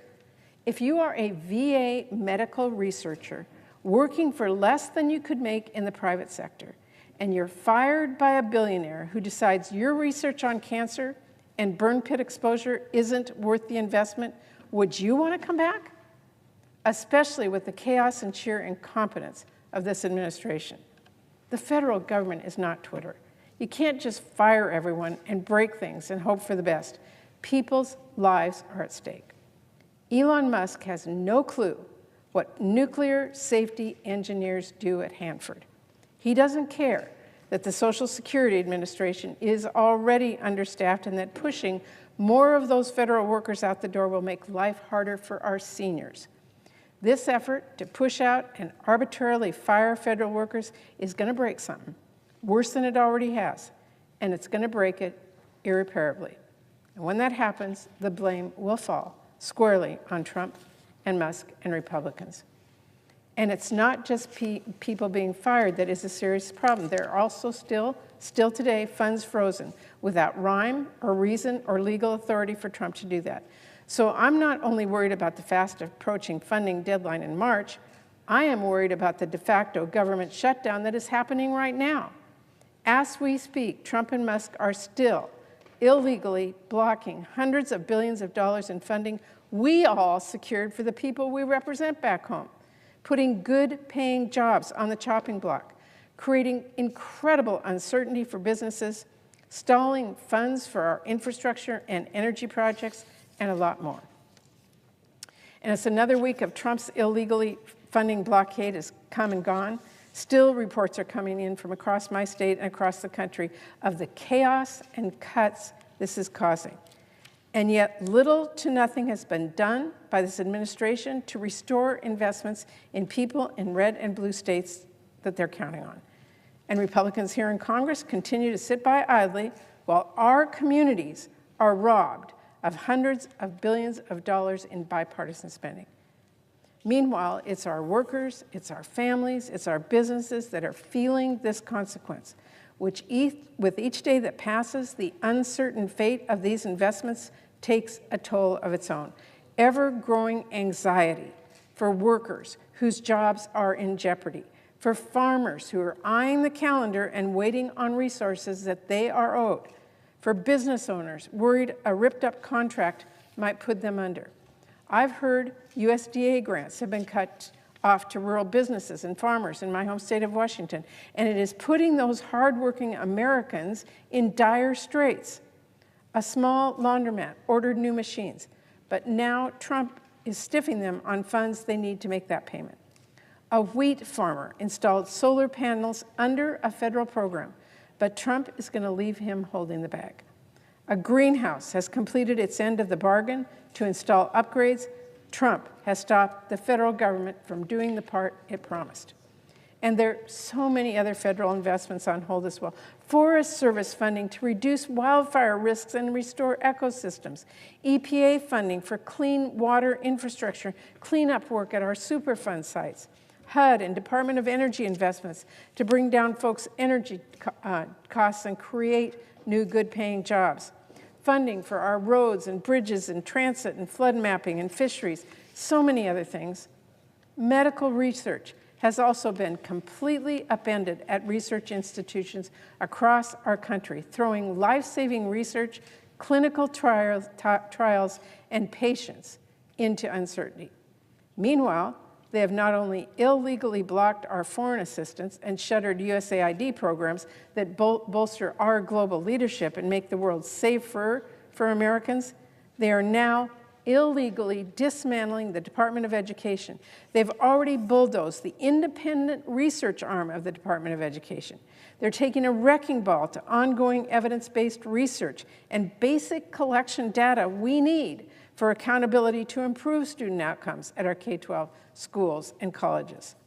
And among the many contracts Trump canceled with his executive order was funding for a program that helps students with disabilities transition from high school to work and work to improve adoption of evidence-based literacy practices in Washington State. These billionaires have no idea what programs they are cutting.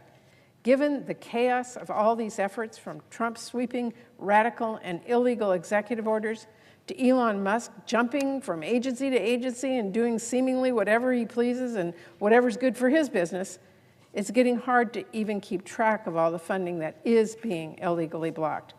Even stuff they say is not blocked or say's been unblocked is still frozen.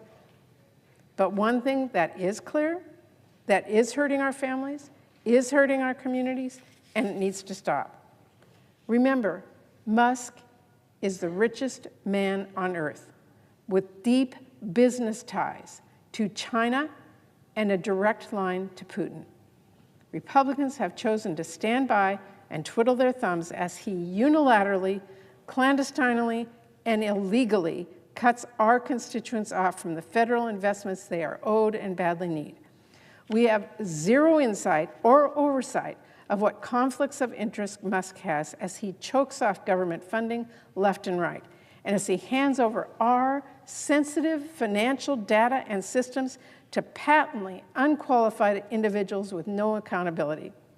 This multi-billionaire is operating completely in the dark, hoping his lies are loud enough to drown out any calls for truth or for transparency. You can agree or disagree about federal spending. Goodness knows, we have a lot of debates on it here. But it is a complete lie to try and say this is all fraud, waste, or conspiracy. As a longtime appropriator, I can tell you, we debate these bills publicly. We post the details out in the open.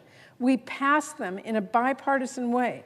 Republicans overwhelmingly supported the individual bills we put together in committee last year, many unanimously. Spending is not a conspiracy just because Elon Musk doesn't know how to read a usaspending.gov. A program is not waste just because it doesn't help the richest man in the world. It's not fraud just because he doesn't like it. A law is not illegal just because he disagrees with it. This guy just does not know what he's talking about, and it is frankly embarrassing. He doesn't know how to count. The DOJ website says it is slashing $55 billion, but it only lists $16.6 billion, and half of that is a typo. They took 8 million with an M, as in Musk can't count, and counted it as 8 billion with a B, as in BS.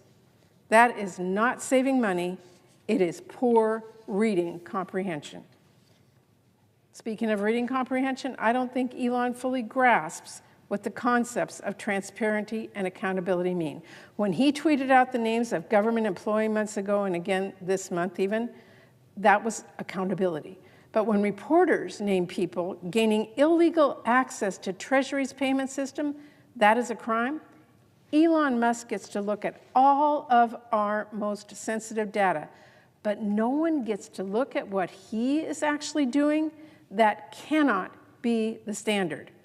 It is not maximally transparent for Elon Musk to decide for himself what he shares publicly about his actions.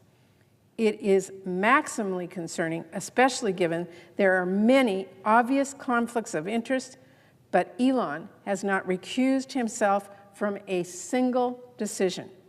How is it not a conflict when the owner of SpaceX is gutting NASA while taxpayer funds to his company keep flowing?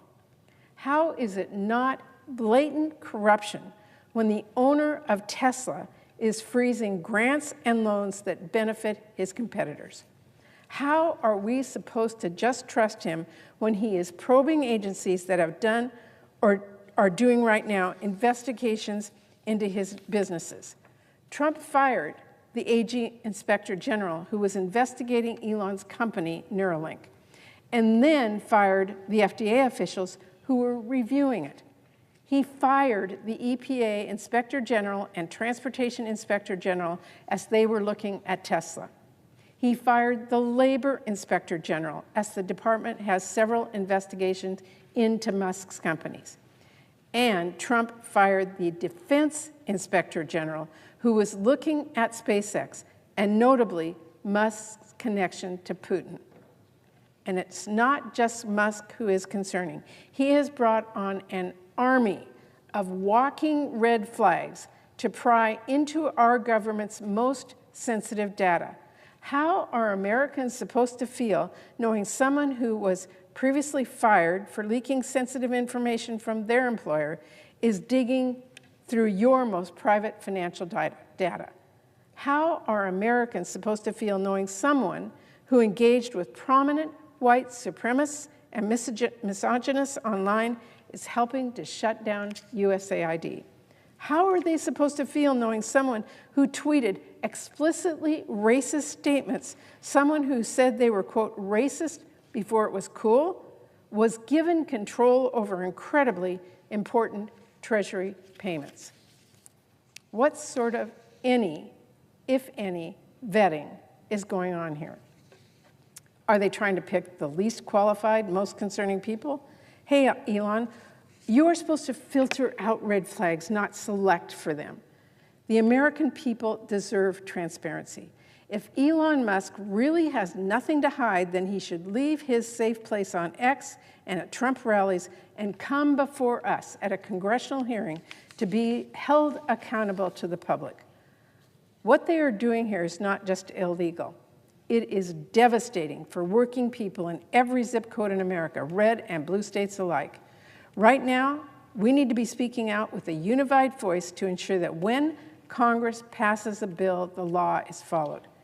And we need to focus on negotiating serious funding bills on a bipartisan basis ahead of the fast approaching March 14 deadline. That is exactly what I am trying to do right now. And a long-term CR should not be acceptable for anyone here. As I have reminded my colleagues many times now, there is a world of difference between a short-term CR that gives us additional time for good faith negotiations on our full-year funding bills and a long-term CR that would not only create major shortfalls for critical programs, but would also hand vast power over spending decisions to an administration that absolutely cannot and should not be trusted. Passing a clean full-year CR would, first of all, create major shortfalls and fail to adjust for new realities on the ground. It could mean that instead of babies getting fed through WIC, moms are getting put on a wait list for the first time in that program's history. And instead of families getting rental assistance, they get cut off. A clean full-year CR means veterans are not able to get the care they need and the benefits they have earned in a timely way. And it means our military falling behind, from forcing cuts across DoD to pausing promotions, station changes, and other really essential functions. It also means losing opportunities to provide resources for new challenges and to provide a check on Trump policies, including ones it is clear members on both sides of this aisle have issues with.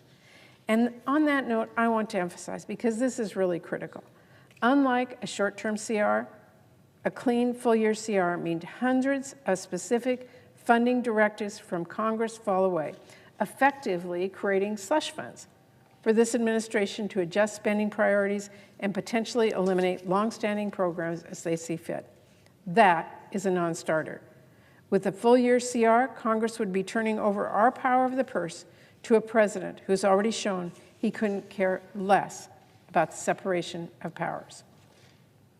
A year-long CR would be a green light for President Trump, Elon Musk, and Russell Vought to redirect funding to their own pet projects and slash and burn and zero out the programs we have supported from Congress that our families count on. Maybe they siphon money away from public schools. Maybe they slash federal work-study grants and financial aid. Maybe they zero out money for national parks or monuments they think are too woke, or what would that even mean? Maybe they scrap all of our oversight over immigration courts, or end family reunification, or dismantle the guardrails for detaining immigrants, something we are already seeing, by the way, with the use of Guantanamo Bay. They could cut funding to eliminate HIV, address maternal mortality, or increase vaccination rates. They could turn our constituents' priorities into slush funds. Clean energy investments could become a payday for fossil fuels. Money meant to stop fentanyl and opioids could fuel private prison operations and mass deportations. Congress must detail its spending priorities and direct President Trump to implement these programs faithfully by passing appropriations bills just as it does every year.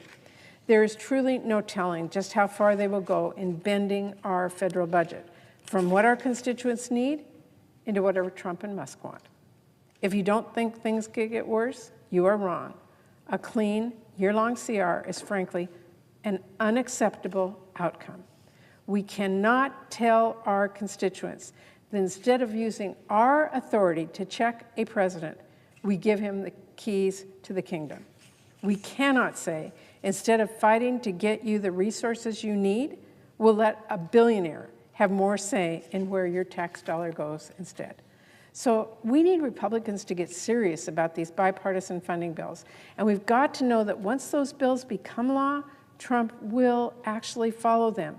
We cannot just reach an agreement, pass a bill, and then stand by while President Trump rips our laws in half. There is a serious bipartisan path forward for our country, but it is one where Congress works together to avoid a shutdown, stops the de facto shutdown that is already happening, and reasserts its authority to protect the funding our communities need. But unfortunately, that's a far cry from the path Republicans are going down with this pro-billionaire, anti-middle-class budget resolution that's on the floor. Let's be very clear. Republicans' budget resolution doesn't just accept, it actually doubles down on what Trump and Musk are doing.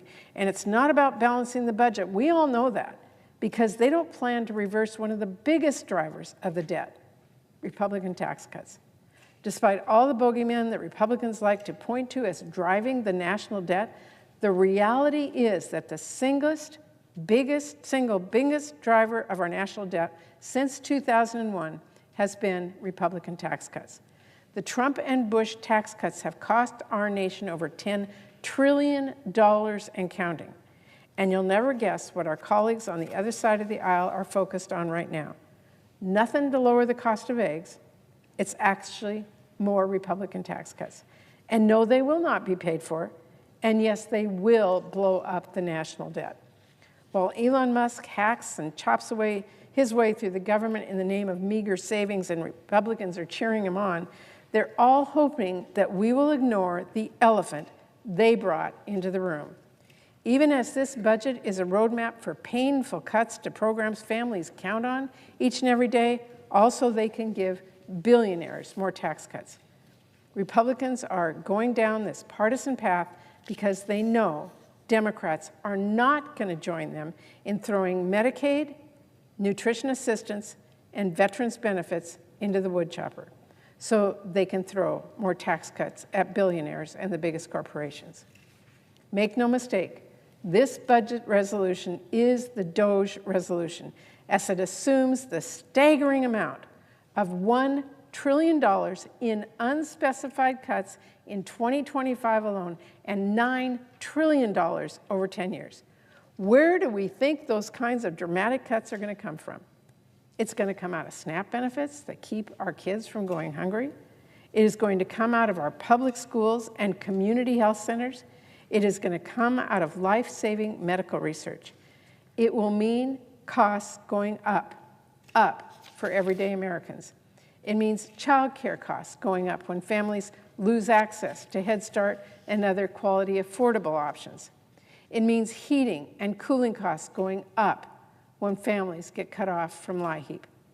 It means rent going up as assistance programs get slashed. It means your health care costs go up as community health centers and family planning providers are forced to close their doors. It means grocery costs going up as programs like SNAP and WIC are gutted, not to mention what happens when you cut support for farmers and for ag research. And make no mistake, if you are cutting that deeply, that painfully, you are going